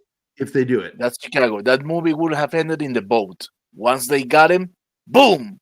Yeah, he would have made it to police station. I get your point, man. oh Yeah. man, he died when we were trying to arrest him, man. I don't know We what wanted happened. him, He just stepped So in front bad. of the gun. but he kept smashing his face into my foot. And when he wasn't doing that, he was smashing it into my fist. I love this building. I love the design of it. Yeah. Kind of reminds me of the apartments from the movie The Professional. Lyon. Now I know parts of this were actually filmed in Chicago. I'm wondering if all of it was. Is this the so-called Bradbury building for Blade Runner or not? No. Just making sure. That's yellow tiled. It is really Okay. gorgeous, by the way. Same kind of handrails, though. Very similar. They use That's that same wrought in, iron. they use that And, same yeah. building in Wolf, right? Yeah, I that's believe the so. Bradbury building. That's the I Bradbury mean, building. harassment, I think. And meanwhile, Wolf takes place in New York, right? Because he's running around Central Park attacking people. So the Bradbury Yes. building is whatever city he needed to be in for the movie. Yeah, because It's like originally Black Ridley Fortress. Scott said that it was going to be New York, and they're like, "Hey, we've got the Bradbury building in it, and everybody knows it's a historic landmark that it's in Los Angeles." So that's why he made it L.A. Yeah, and all of Philip K. Dick's books were like San Francisco San specific. Francisco, So he yeah. wanted to keep it West Coast, and I'm sure Philip K. Dick was still upset, but like New York would have broke his heart. And I'll just say this: the movie with New York in that kind of future is Fifth Element, and it's just about as good. And New York's a little nicer than LA, just like in real life. So I see continuity there. Look, I've always said this: New York is the armpit of America, and Los Angeles is the asshole. Yeah, but we If wax you look our at the armpit. country as an animal, that arm, and there's New York, and then down there at the tail end is. By the way, this is the ultimate wallpaper right there. You know it. Both of them in long johns, firing away at a car. Anna was By the like, way, "What are they wearing?" She didn't know what the fuck they were by wearing. the way, No, So no, here in no, the no. United Hold States, on, hold on. we have I long didn't johns. know I didn't know why they needed them in a city. I had no idea that city was that cold. Dude. Chicago is fucking Oh, you kidding oh me? yeah, That's the Windy heat- City. It's right in the great. Oh yeah, good There- lord. the Yeah. dome Now, you know over why I got the Chicago name was Windy ruptured City is during because World the War mayor II. bragged a lot. And so New York gave it the nickname the Windy City because he bragged so much. But the fact is, it is right on what is One of it? the Great Lakes, isn't it? Lake Michigan. Mhm. And Lake Michigan, that wind comes off of there, and man, you'll Yeah. get speeds of up to 200 miles an hour between some of those buildings. And wind chill, Yeah. fuck, Mm-mm. fuck. Mm. It's cold in Chicago. Yeah, it is. Hey, Keely Chow's here. Yes. Any of bet. those northern cities that are on one of the Great Lakes, yeah, you better bring a parka and a whole lot of long johns like that and everything. Yeah. Yeah, Now, Buffalo this is gets another wet. thing I want to point out here. His pants fell to the ground. He could easily just walk into the building and grab them. Yeah. True. He didn't But they were lose his chasing him pants. out of the building, remember? Yeah, they were chasing Yeah, him. you just got to walk right back to the doors, grab his pants. That's all he's got to do. Yeah, here. but he It's just it's wants one of the to. jokes in the film. It's funnier. Like that. I think he just wants to get out of You want to there. get in the car, Mr. Backup? See, this is the running scared part. These guys now own a bar. They're wearing vests. Mhm. They're calling They for have a backup. Yeah. Yeah, They have a plan. they have a plan. That They're getting the plan hell out of requires town. them to be alive. That's So it. now And they're- they're afraid of dying. yep. And we have a You got breach short here. timer's disease. You're getting cautious, aren't you? Yep. You end up dead that way. They homed in on that war movie trope. Mhm. I don't like the idea of it going out the back door. There you go. Wow, I didn't know there was a backdoor reference in Oppenheimer. That's amazing. We find Yeah. them all the time. Yeah, in Here we fact, I was go. watching this, hoping we'd find one. I couldn't find a backdoor reference in this film. No, there is none. But I like the fact that now, like you said, Joe Pants is dead. So now we need to have somebody that they can fuck with. And that is these two cops. That's a fact. They're the punching bag. So the rest now of the they're movie. the punching bags for these guys. And I love that. And they really do fuck with them. Yeah, they do. Oh, and here's their version of Q. Yes. Yep. You want to Now, be this invulnerable, dude- invincible, invisible, Yeah. right? This Wanna is be Larry invisible till Hankin. Tuesday. Larry Hankin is in a lot of movies, but moreover, he's in a lot of comedies, especially he's on Seinfeld. Yeah. He's quite occasionally, he would appear occasionally on Seinfeld. Yeah. I heard Oppenheimer left audiences dead inside Japan's movie theaters. Keely, it's true because Oppenheimer was the prequel to Godzilla -1. I I can't think help but she's laugh. talking about in August of 1945. I can't. I think He's I coming think to Keely arrest is her talking about August of 1945. Yeah, this is a great scene where he pretends to arrest her. over It's parking great. tickets, right? And he's Yeah, like, I unpaid told her parking 1,000 times.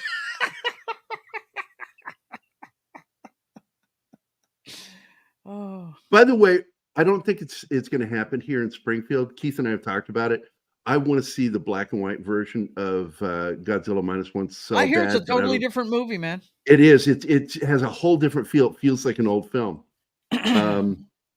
My hopes, though, is I want to do a fan edit of it, and I'm going to edit out all of his fucking crying.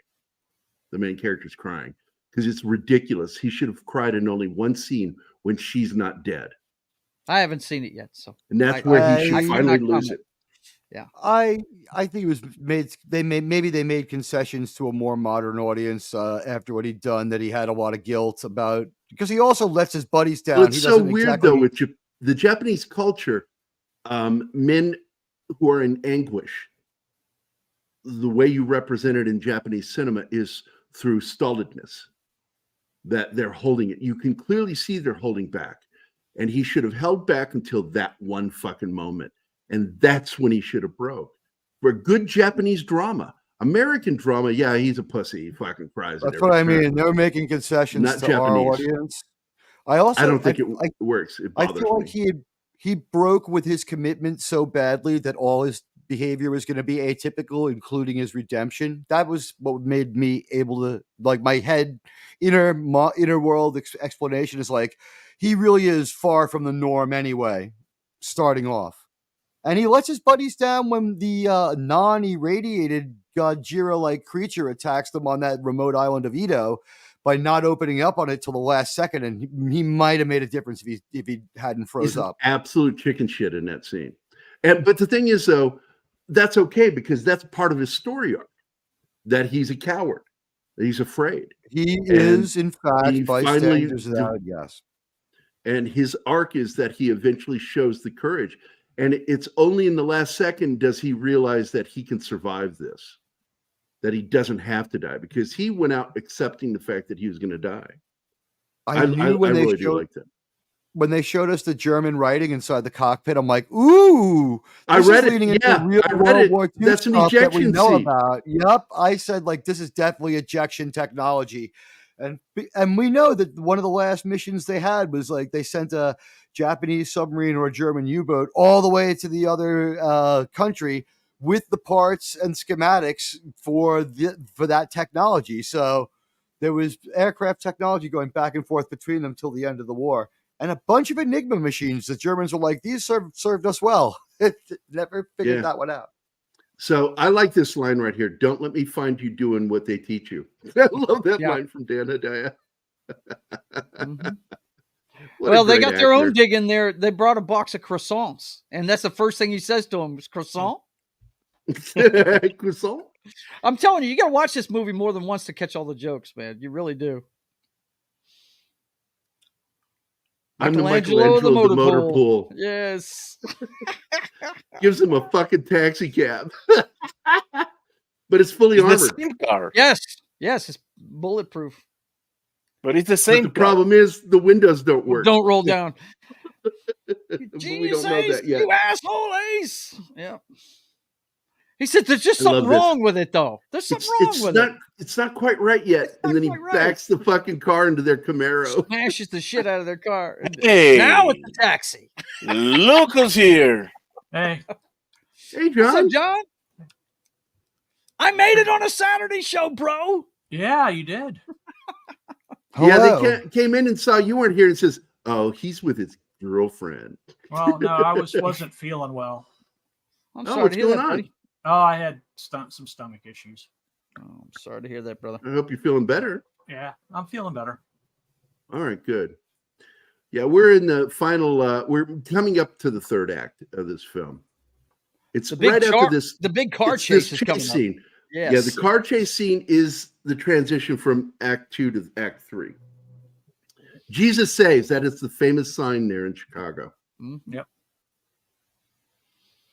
Now, I will point out that for the scene where they go up on the rails, the cars had to be modified for them to be able to do it.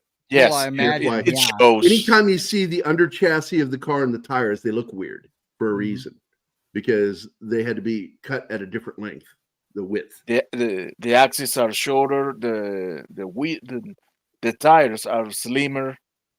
Mm-hmm. Knocking works. All of a sudden, Bang, bullets bang, bang, bang. And then Dirty he goes to Tony. kick the door and his foot goes through. I love it when he pulls out that huge ass barrel and he goes, "Dirty Tony." This is where John Grease shoots Billy Crystal Right. in the scene. I mean, center mass but- gets him. Thank God. But because he's wearing armor, he survives the shot. But he doesn't think so. And it leads to one of the funny moments. He goes, "I want you to go to Florida. Please tell me you're going to go to Florida if I don't make it." And he goes, I'll go to "Okay, Florida." you've got my word. I'll go to Florida." "You go to Florida without me?" You son of a bitch, I'll kill you first. You feel better? Yeah, maybe it's the vest. I love this movie. Yeah, so these guys much. are great, man. They are awesome. Promise me you'll go without me. All right, I promise I'll go with you. Without me, you son of a bitch. Where's my gun? I'll kill you first.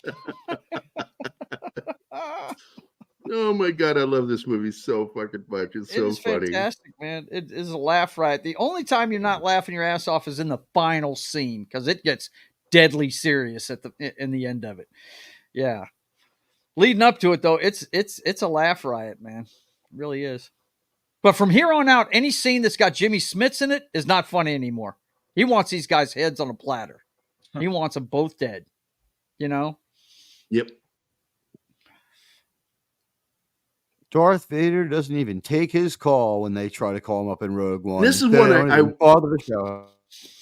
I wanted to clip this because I love what they do here. Oh, They it's so get great. they get answers to their questions and they let him go, and then they yell, "He's getting away!" Getting away! Then you see the other cops running after him. It's funny as hell. He's getting away. I like when they're questioning him later on and they take the ink off of the tattoo thing and they're Oh, doing later, his face. yeah. And he goes, "What do you mean? It's perfect. It says born to squeal."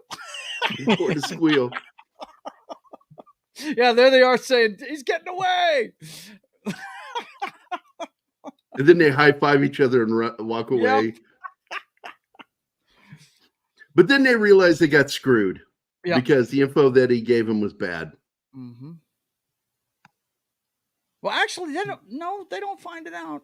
Not until It's the cocaine scene. He says this cocaine is bad. You mean bad like amazing? That's right. Yeah. No, Yeah. it's bad. It's pure shit. If you get caught on this, As in on the shit is street, they bad? kill you. Yeah. Oh man. Now the woman that plays Billy Crystal's wife in this, or Mm-hmm. what's her name? Darlene Flugel. She's gorgeous, but I don't Oh, know she that I is. saw her in anything She else. is in Man. 2 movies that I absolutely love. Really? Number 1, To Live and Die in L.A. That's right. She is in Live and Die in L.A. I forgot about that. Yeah. Yep, and she is in what is that other film? Give me a second. It is Battle Beyond the Stars. Yep. She's in Battle Beyond the Stars. Oh, I haven't seen that in a long time, so I Yeah, wouldn't she's know. in there. She's in Lockup too with Stallone. Never seen Lockup. She has a you should. part in Pet Sematary 2 with the Terminator kid. I forget his name. And she is also in Darkman 3, Die Darkman Die. Oh my Is God. there's only one Dark Man movie, too. But she's Yeah, great. sadly. And Liam To Live Neeson and is Die in the LA only is a film that I want to Darkman. do on here one weekend because I fucking love that movie. Dude, the Because- maker of The French Connection, right? The director. Yeah. Good Oh, yeah. movie. Look, man, Friedkin he pulled a Hitchcock on us with like he did in Psycho. Mm-hmm. In that final scene with what is his name? William Peterson. Yeah. His character is the main character of the fucking film. Yeah. And then boom. Kills Yeah. it. Just like DiCaprio in The that scene. Departed. Bye-bye. See ya. That quick. it's just fucking over. And you're Mhm. like, what the fuck? And then, but there's still more movie left. And you're like, There's a whole lot more movie. how can there be more movie left? And then it really fucking Yeah. goes heavy. Mhm. Oh my God. I've got chills just now. Yeah. I got goosebumps just talking Mhm. about that scene. good That stuff. movie.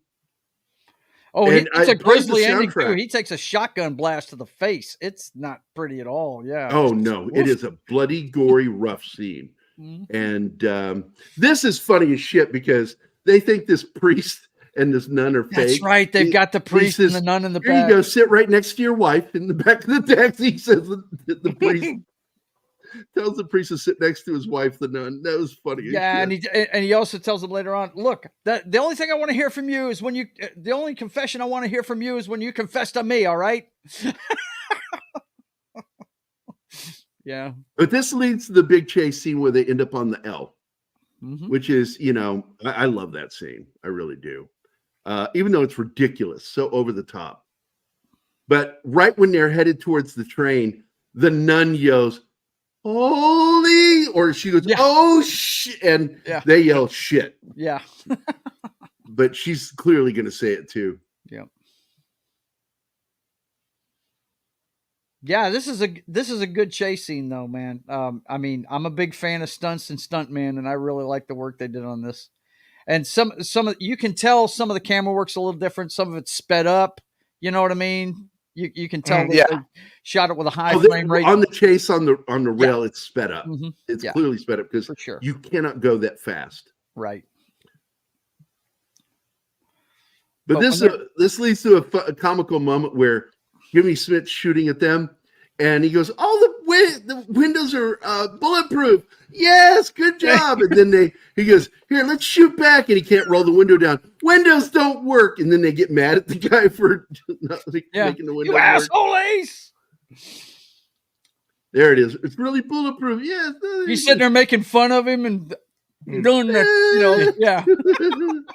That's hilarious. But the windows won't roll down. Then they go, "You asshole, Ace."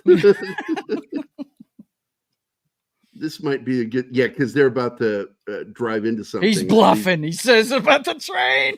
Yeah, the train's bluffing. He's bluffing.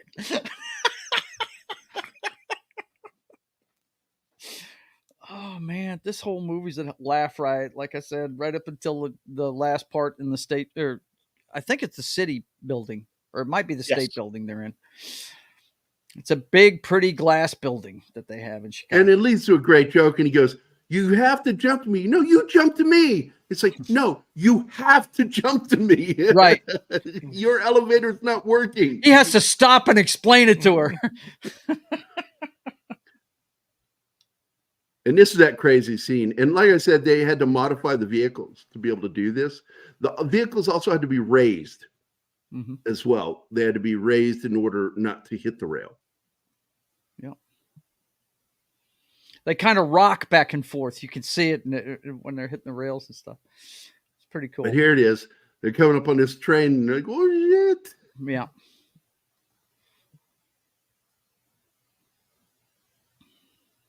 I got to tell you, man, Peter Hyams may not know science, but God damn it, he knows how to make a fun movie. He knows how to make a fun movie. He knows how to shoot action too. He really does. The chase scene at the end of Capricorn 1's pretty good too. And like the car stunt, if you remember, Elliot Gould, when he starts closing in on what's going on, remember they kill his brakes in his car and he has to drive it with no brakes and ends up driving right off of I think it was a bridge that was raising or something like that to let a boat through, I think. Right. Yeah. That's a great scene in that movie too. He can shoot action, man. I dig it. But here's another great gag. Why weren't you on the track? Why weren't we on that track? And he goes, track? "Now you're criticizing my driving." I love this.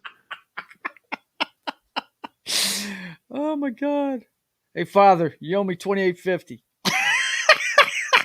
You and your wife owe me, yeah. Right. Now they gotta apologize. Now they got to apologize. We're so sorry. They didn't realize they were real priests. All this good stuff, and what I think the priest was really cavalier about it. He said something to the effect of, "My calling, forgiveness can be an occupational hazard," and the nun whips out a ruler and busts friggin' Billy Crystal on the knuckles. Yeah, It's right here. Wax him on the knuckles. And I laughed at that because I've had that happen to me by a I'm nun. sure. Not once, Yeah. many times. I've been wrapped on the back of the head, back of the wrist, and back of the hand. Yeah. Dude. And on my palms, too. I got wax Those once on my American palms. nuns are something. And in Yeah, his but did it help? frustration, No. and in Billy's Right. frustration, he actually finds the cocaine. Yeah, he breaks the vase, and you realize, oh my God, the vase itself is made. How many times has this happened to you? Captain! They're almost singing it. Yeah. That explains where all that missing cocaine I always lose track of in my apartment went. It turned itself into a vase. That's all those hours of searching. All right, guys, before you guys get to the end of it, I've got to get going. We're going to see The Beekeeper tonight, so we got to go to dinner first and all that. So Hope you enjoyed I'm it. glad Bring I a drink. finally, Good. I'm glad I David finally Ayer directed it, and he's a very good director. I like David Ayer. Cool. Joe, please bring some adrenaline shots with you in case the bees sting anyone. You don't know if you have anaphylactic shock to risk. I need some Don't make EpiPens? it worse. Okay. All right. Yeah, it might be. Don't make it worse. All right, man. I'll try not to. Anyway, you guys have a good one. I'm glad I finally made it on one of these these great Saturday afternoon things you do, man, because you do the best stuff on Saturdays, and now I'm off, so I can be on here for it. You guys be good, okay? See ya. Have fun, man. Have a good one. See you later. Take care, Joe. Look, Ruben So- has the same last name that the director. Yeah, Chicago before it went to shit. That's right. It's not so great at this point. Anyway, I don't know if it was ever such a great place. New York's a lot nicer. You can shave an armpit. I leave it to Team America to what you could do with America's asshole, to use your analogy from before. Yeah. So now we have the build up to the. This is the trash scene, and it's the kid that they did the fake tattoo on. That's driving the dump truck, the trash truck.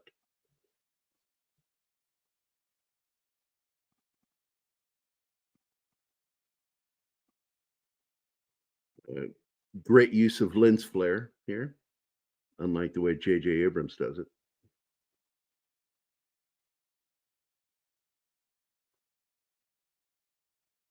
Yeah, they can't open the damn windows, and the fucking doors are blocked, so they're fucked. Yes, they are.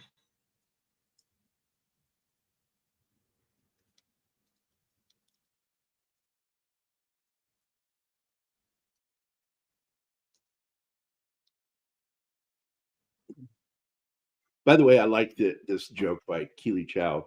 I heard Oppenheimer bombed in Japan. It's a bit borderline, I have to say.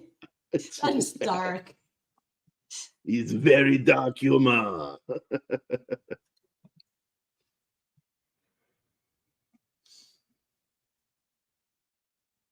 But we're a safe So I hope place Ruben, here. I hope It's all of you okay guys for are having a good French weekend. people.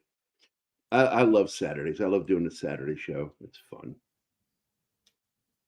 Well, we're discussing great movies on the show. Mm-hmm. And I want to remind people that I was going to switch today's show, but to do Action Jackson with Carl Weathers, but don't have to because Nick decided we're going to do it on Tuesday for Toxic Tuesday. So I we will still be doing will do that it one. Eventually on our channel. Eventually, I'd like to because I like the film and I like to talk about some of the trivia behind it. Because look, you've got Craig T. Nelson in it in his second dramatic action film. He did that movie, and he also was in the Osterman Weekend with Rutger Hauer. In fact, his character is Osterman. So,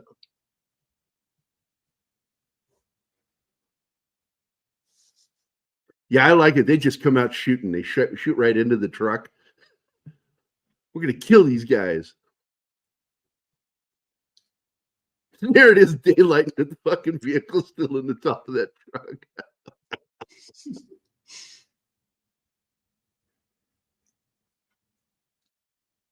And now they're in Julio's car. Yeah, they steal Julio's car. And it's really funny because he just says, no, you can't have it. And then he just says, I like this one. I'm taking it. It just drives off with it. Of course, in real life, you can't do that. Get in so much Of trouble. course not. And this is a voice that he does. It really cracks me up. I've done that voice so many times. Oh no! Yeah, I love it when you do that. This is terrible flocking right here. Is that voice is like? Is it? There's no real snow there. That's all flocking. Yeah, that looks terrible. When you do that It voice, could is be it mashed Dr. potatoes. Nick? Is that inspired by Dr. Nick from The Simpsons? Oh no! It's very similar, but Yeah, no, it is but I a think voice that he did on Saturday Night Live first. Oh, and Billy Crystal, he did Saturday Night Live 83 through 85, I think. He was on there for 2 seasons. Yeah, they walked away from having it be like the youngest, newest people to being like, let's put on a presentable show for a little while after we had a bunch of problems. Yep. And it worked. Oh, and there's the Aztec calendar. I never noticed that before. It's off by a couple of years, but they're right. Isn't Menudo on ABC? Like I said. You know, As I didn't even said. know- I didn't even know Menudo was a food until I had Menudo. And I'm like, it's a food, Wait, not just a what's boy that? band? What are you talking about? That It's a shit food? still exists? Okay, which one are you talking about?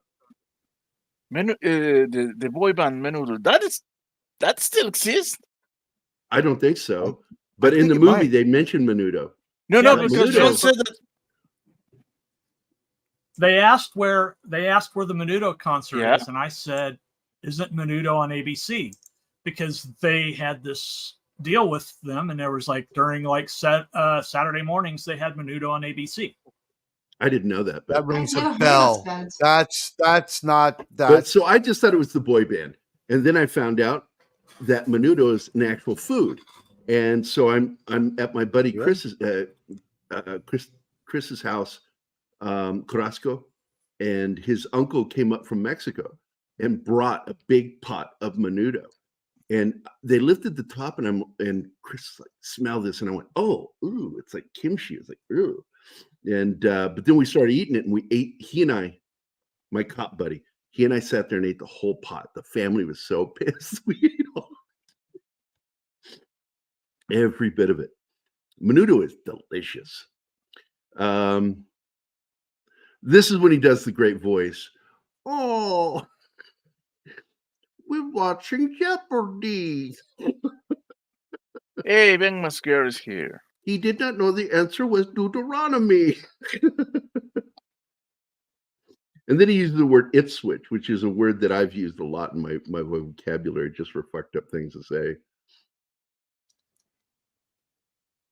Like that game I used to play with my daughter, where I would start tickling her, pinching the inside of her thigh and her knee. And she had, in order to get me to stop, she had to say the words, please, Mr. Ipswich, cease and desist all tickling activities. And I said, you can't stumble on it. You have to say it in one sentence. You got to say it to get him to stop. That is mean. She loved it, though. It was so funny because she'd be giggling back there trying to say the words. Yeah, It was- you tickle me. It was my original version of the Dicky Doo. She's got such you're 80s just- hair. Look at that 80s hair. You're just realizing that Gary's a dick even to his own daughter. No. I know that. I'll tell you, she really did love the way I raised her, but she will tell you, Dad is a dick. But then again, my daughter is a dick. And the more Well, you get to know my she's- daughter, you can see that She- that my personality is in her. It's in there. It's ingrained. Zoe is you with a vagina and tits. Yes. No, what? Yeah. Same personality, cloned. Zoe said that one day. Well, she said boobs. She goes, I'm just like my dad, but with vagina and boobs. She's so funny.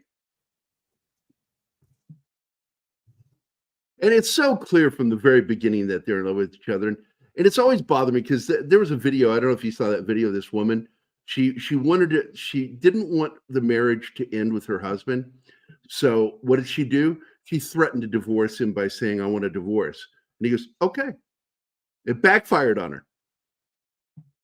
I'm like, that's why sometimes just saying really what's going on is better. Being honest and frank and blunt. Sometimes Rather than trying to play games. that And usually that's happens. sort of what this comes off as, that there's no dentist. This is all to get his attention. And yes, it makes for fun comedy, but in reality, people that do that shit piss me off. Because I think it's disingenuous. Fucking be honest with people. Oh, Venkman's girl is here. Yes, I told you, but you ignored me. Like you do, always. Is he talking? She's right now? I usually can't even coming in hear it. towards the end. It's okay, Martin. They don't know him like you do. I don't know how to take that. I'll explain later. Just let it slide.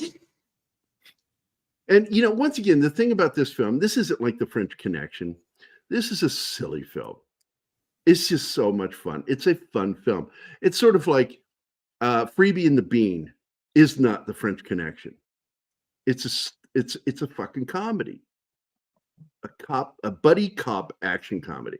Whereas The French Connection is about two cops, but it is not a comedy. It's dark and heavy and they put lives at risk in that film. Friedkin got no permission for those scenes with the chase scene underneath the train.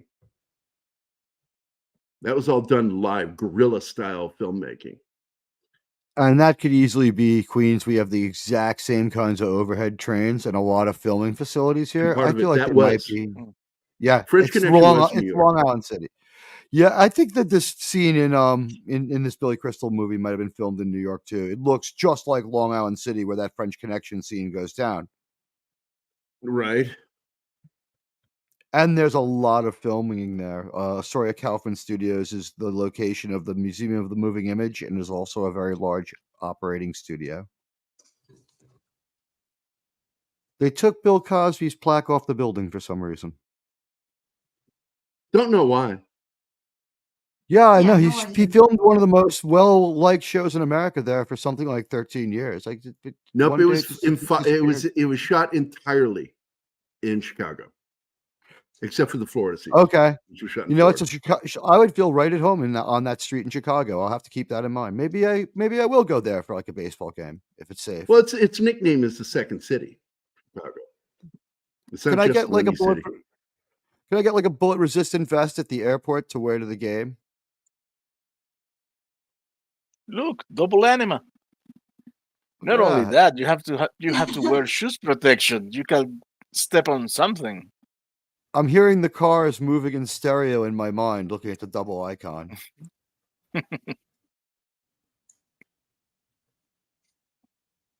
Bow, bow. That is so weird though, because he was in the studio first. Who was in the studio first? Oh, I got it. You It's were in the everywhere studio now. first. I had to change. Oh, I'm my sorry. audio I had to stop and from talk to yours Don mine. for a second. I muted and was I you for a second? Yes, you were Yes. me, and that's weird. Das because Wolfen. you were in- Well, now Oh my God, Das Wolfen am I is dating you. Das Wolfen too, John? oh Are my we in god, a relationship, John? my I think avatar we has are. superpowers. Now you need to switch yours and make it John's. That'll confuse people. Oh, that would be so wrong. Okay, here we have the build up to the final Oh my. confrontation. Yeah, John, you want to check No, your this feels- avatar? It's This feels wrong. because you are now my girlfriend and Anima is you. Oh, no, I did that. Don't envy you, John. John is what I looking do- like Michael Douglas right now at the end of the movie Falling Down, where he's unamused. I get why I did it to John because he came in after me and apparently didn't check. But why did it to Well, you? now, if Well, you had everybody's switched going to to yours, do it, that's weird. I'm gonna do it too. What's that? Godzilla with a shotgun. Nice. Godzilla doesn't need a shotgun. He is a shotgun. But Martin does. Martin does. He's a shotgun guy. The funniest thing about watching John play all this game is Martin complaining that there's no shotguns. What Martin needs is bowling lessons. That as well, yeah. God, I love this building. It looks so I'm surprised that they got permission to do this whole scene. Especially after the problems that happened when they shot the Blues Brothers. What is the purpose of this building? What is the porpoise? My fucking God! They shot the Blues Brothers. Those bastards. Are you sure it's a porpoise and not a dolphin? What problems did they have with the Blues Brothers? There was damage. No, but it was done. They got. Oh, there was physical damage that they didn't have permission to do. Huh, I didn't know that. Is it when they come crashing through the windows, or is that filmed somewhere else? I'm not sure which one it is. I just remember reviews at the time before the movie even came out that there were some problems. Now I do like this scene. I like this elevator scene. And this moment is so good because he tells her, "You have to jump to me." And she goes, "You jump to me." And I'm like, oh my God, she doesn't understand the concept of being rescued at all. And doesn't that fake state trooper not look like Charlie Day from It's Always Sunny in Philadelphia? And here they come, the heroes.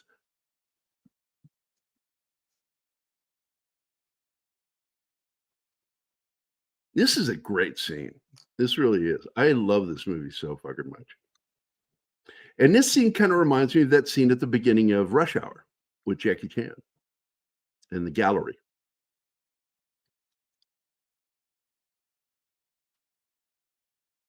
And by the way, you brought up, because Billy Crystal's a tiny guy, he's not a very big guy.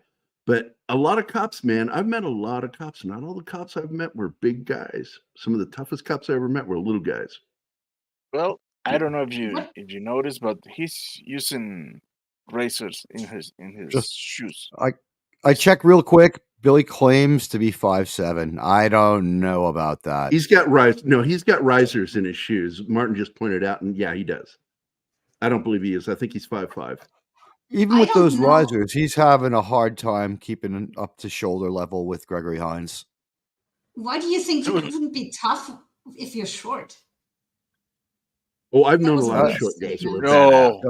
Yeah. I think there's a lot of people who no longer are alive in Vietnam because of my father. He was like 5'6". I love that line. Come on, jump. I'll catch you. You better. So pleading. Oh, that's what I would say to you. Better not let me die, or I'll kill you. Well, I think with Gerry's arm length, you wouldn't have to jump. I'm tiny. I'm easy to miss. Yeah, no, but he will just fed you from the elevator. Probably. This conversation is so weird. This bickering is pointless. We're not bickering.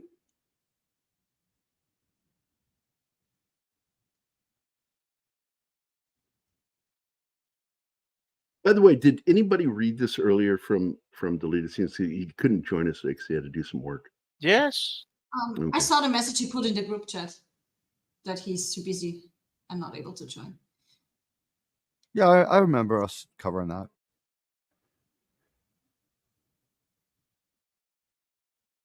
I get that man with every shot. The bickering between these two. Like an old married couple.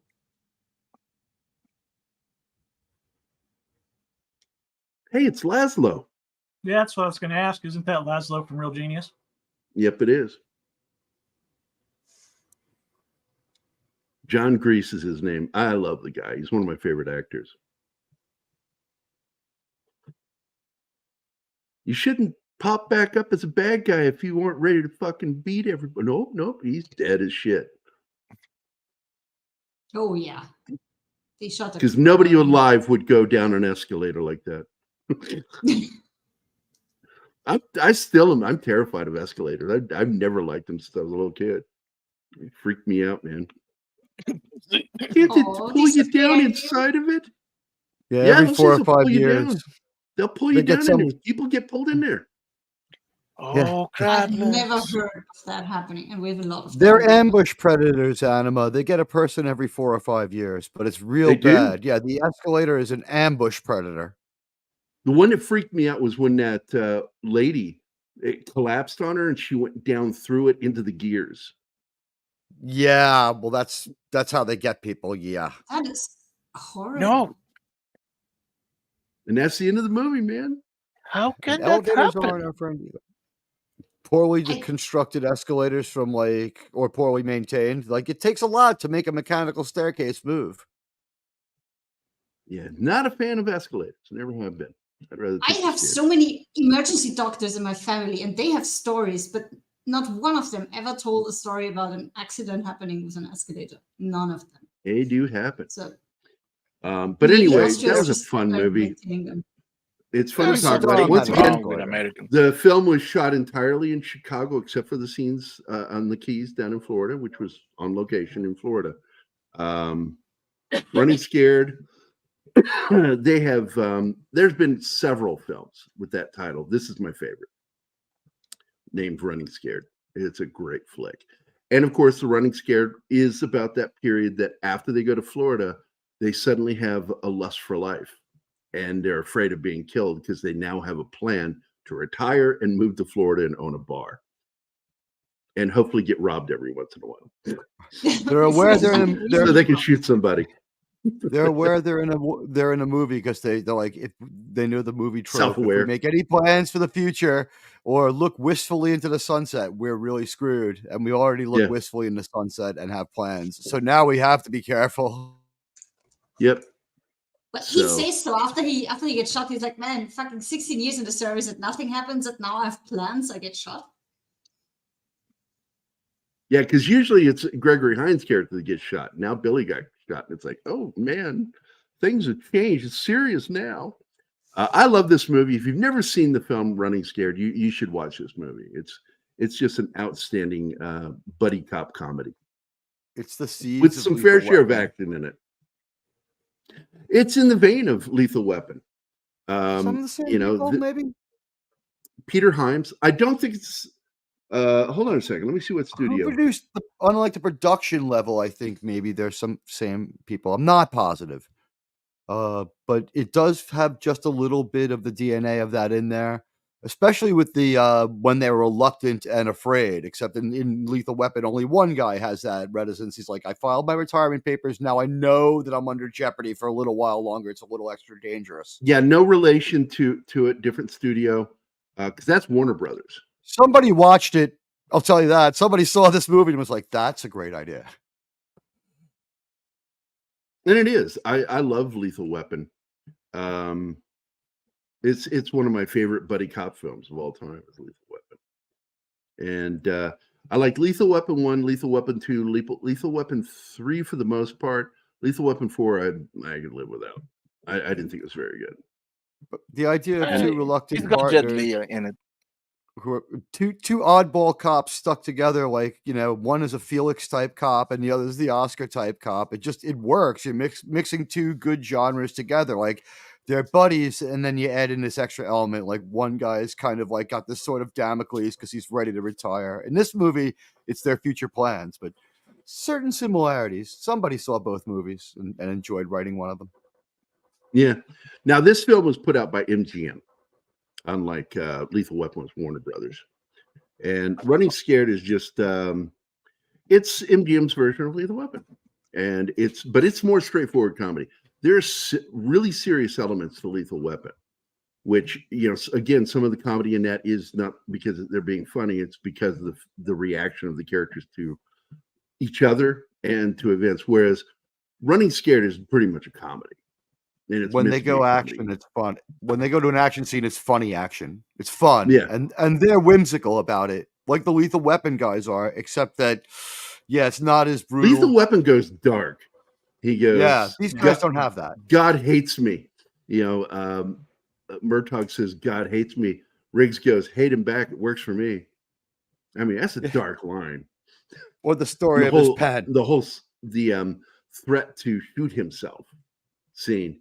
He goes, here, you better put it in your mouth. Make sure you don't miss. Yeah, yeah. And then he pulls the trigger and he gets his finger in there, stops the hammer from hitting the bullet. And he realizes, oh my God, this guy is seriously crazy. And he's like, let's get some lunch. I'm hungry. After pulling the trigger. He can't even talk about a pen without scaring us and creeping us out. It's like, oh, that's my pen. Yeah, I'll tell you what happened with that. And the ironic thing is he's actually not Australian. He was born and he's from raised Poughkeepsie, in the US. Yeah. Yeah, he's from Poughkeepsie, New York. And then was taken over there by his dad and raised, and that's how he got an Australian accent. And then he had to get rid of it. And it was hard for him because you can hear his accent in the Lethal Weapon films. Do they dub him in the first cut of Road Warrior that comes over to America with Stallone? When he made Mad Max, the first Mad Max film, okay, when it got released in the US, American International redubbed it with an actor that doesn't even sound close to him. The soundtrack is just really weird. That's why when they finally made the original film available, I got it. Because it sounds right. It just sounds, the American release of that film sounds so weird. The first one I saw was the re-release with his voice, but later on TV, you would sometimes catch the other one, and that guy's sort of doing like a loose version of Stallone. He's like, yeah, I've got him in my, it's just weird. It's weird. Yeah, it's too colloquial American. It's really bad, and Mel can do it. Like, I don't think he re-approached the dialogue and dubbed it again to make it acceptable. No one said go back and re-speak the lines again. I think it's all the dialogue. Yeah, because that's not him. None of the actors were. No, I mean, the re-release was the original audio. Right. So he does not have they don't make him come back and say your American accent is now better or you sound less unintelligible. You can do it. It was always okay. Yeah. The first attempt at doing an American accent was in Lethal Weapon. I'm just for purposes of the movie, I think you can hear his Australian accent come through. There's a scene in, was it Lethal Weapon 2, where you can really hear it when he goes to the store and he's trying to hit on the South African woman that works. I think that's 2. She's in 2. Yeah, that's the second. Lady. I just said that in Lethal Weapon 2. Yeah. You can hear his accent in the grocery store scene. It really is obvious when he says one thing. You can hear his accent in it. The rest of them, he does a pretty fair job getting rid of it. And he eventually did get rid of his accent to where even now his normal talking voice is completely American. By the time he hit the Patriot, he doesn't have a trace left, maybe a little before. And then going back to this film, Running Scared, all the characters have New York accents. And they're trying to mask it a little bit, but it's still really obvious they don't have Chicago accents. Chicago's hard on their R's.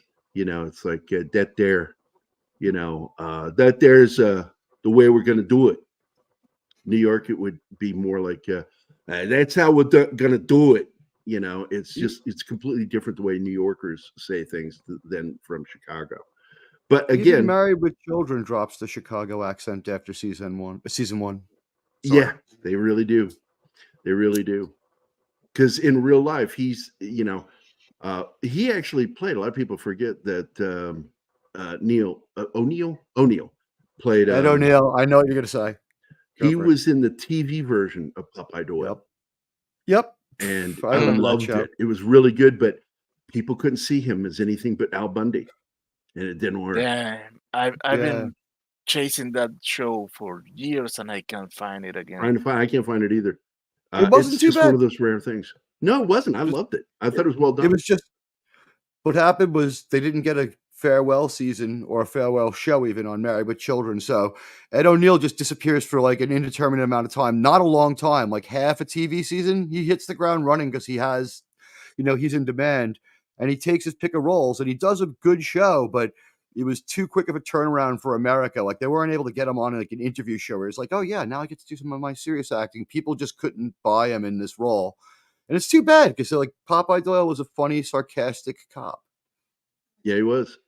And he's based on a real cop. Both cops in the film are based. In fact, by the way, hi, Monkey. And I do like what he said here. Clip this. We got a reel of backdoor Gerry sounding retarded. Read the Gregory Hines Billy Crystal passed on making Still Running Scared. Is that true?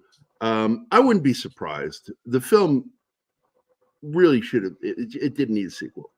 I was pretty happy with it. I guess it did not require a sequel. It did that well though that there was demand for a sequel? I thought it was kind of just like one off. No, I didn't know it did that well. Hold on a second. Mostly because all movies were a little bit better back then. Call me crazy. Because we got to wrap up here, but I do want to check this box office. All right, there we go.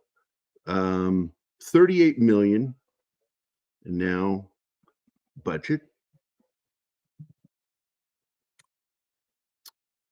15 million, between 15 and 17. Oh wait, that's the wrong one.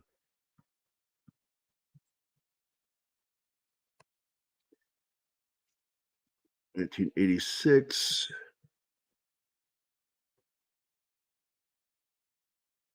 Like, what's the fucking budget?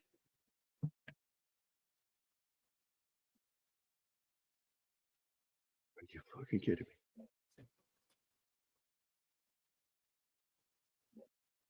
Yeah, this will show the budget for the film.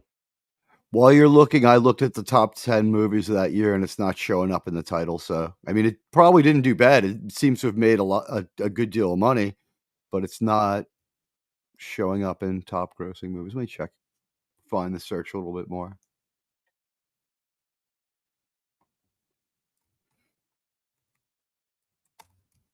I'm going to go to Wikipedia, see if they show the budget.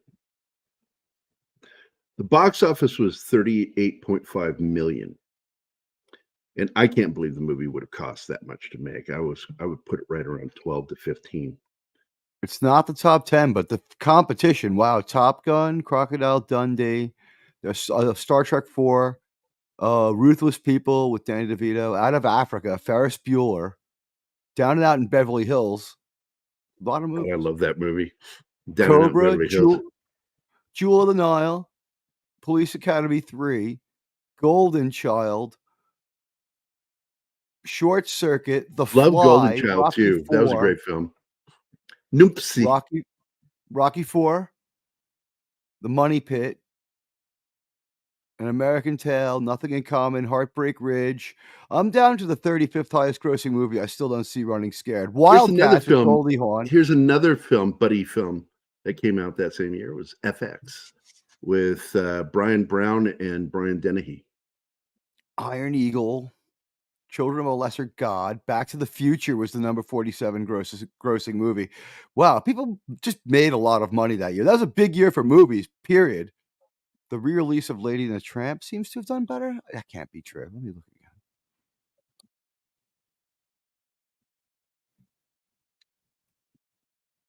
Yeah, here's something I'll read to you real quick for you. In 2010, Peter Hyams, the director, recalled that he had wanted to remain earthbound and desired a comedy that was not stupid, where the action was not mean-spirited or bloody or graphic. MGM's script about retiring New York cops turned into a tale of non-retiring young Chicago cops, offering fresh casting possibilities in a unique city backdrop. He noted that amidst the numerous cop movies, he chose to opt for more unconventional actors and chose Billy Crystal and Gregory Hines, who proved to have great chemistry together. Hines persistently campaigned for his role, proud that the film featured a black guy with sex scenes, deviating from the norm of the black character being devoid of sexuality as opposed to his white counterpart. He recalled that Himes was tough to work with, but that he didn't want to put the guy down. Crystal, valued for his improvisational skills, contributed a lot of little pearls to the script, supported by Himes' chemistry. He noted that his risky improvisations were only possible due to the fact that Himes had such good, solid presence with him. The filming spanned September 85 through January 86 across the MGM studios in Culver City, California, as well as in Key West and Chicago. So there you go. I think the exterior of his apartment when they drove out the window with the motorcycle was the MGM studio in Culver City. I'm pretty positive that was, because that's the New York set on MGM. I threw this into the chat, but it was the number 26 grossing movie that year. So it didn't do as bad as I thought. It was just there's a lot of movies. I'm telling you, it made its money back. I don't think their budget was over 15. Number 5 was Aliens, so that's probably why the guy was talking about gory movies. And number 1 is Top Gun. Crocodile Dundee's number 2. Good film. Ice and Knife. Karate Kid Part 2 is number 3. Back to School, number 4. I want to thank everybody for being here today. We got Deleted Scenes, Dragon Ruse, The Comic Relief Crusader, Lord Thoth. Let's see, get through some of the conversation. Cavatino Cavalryman Shea, Penny, of course, your Muslim uncle, our Muslim uncle, E. Clay Thomason, Dadman Walking, Keely Chow, Ruben Christopher Haynes, Peter Venkman Fansite, aka Venkman's Girl, and of course our good friend Monkey Jeebus. Thanks for watching us today. It's a great film. If you've not seen it, go get a copy of it. Go on a website and watch it. Amazon, Netflix, whoever has it right now. I'm assuming Amazon has it because they own MGM, and it's an MGM film. I believe it's on Tubi and Pluto when I looked. So you could probably aliens in a safe space. No one can hear you slur. I want to thank Kyle for being here. Thanks a lot, Zach. Good seeing you, buddy. Everybody have a great Saturday. And Martin, Teague, you guys want to add anything before we end the show? Yeah, I guess I'm going to show Ghostbusters Afterlife on my channel and host a watch party for that. I'll drop the link in the chat. Anyone wants to come by. I'm going to do it at about 8:30 Eastern Standard Time. Yeah. The new movie seems to be gaining steam and gaining people's appeal. I've owned this for a while. It's time to finally watch it. Excellent. Excellent. John, anything you want to point in? Just next week, next Wednesday, I'm going back to Uncharted. So I'll be bouncing between that and Power World. So outstanding. I'm going to try RoboCop this week and see if I can do that this week too. But Martin, anything you want to add before we go? Yes, this Tuesday in Morning Coffee with the Chief, we're doing The Warriors. Oh, another good film. Another good film. Anima, I got anything to add before we go? Just hoping everyone has a great weekend and see you on Military Monday. Edge of Tomorrow. What are we doing Monday? Edge of Tomorrow. Edge of Tomorrow. Ooh. I'm looking forward to this. You're turning me into a fan of cruise movies. Yes, you After are. Tomorrow, you're liking it. We're doing Edge of Tomorrow after tomorrow. Nice. Yes, yes, exactly. Leave it to somebody from another country to fucking use that. Oh my God. That's almost as bad as your dad jokes. He's allowed to make dad jokes. How dare you? My dad jokes are a work of art. Okay, Ricardo. Okay, before mommy and daddy start fighting again, let's get out of here. And with that,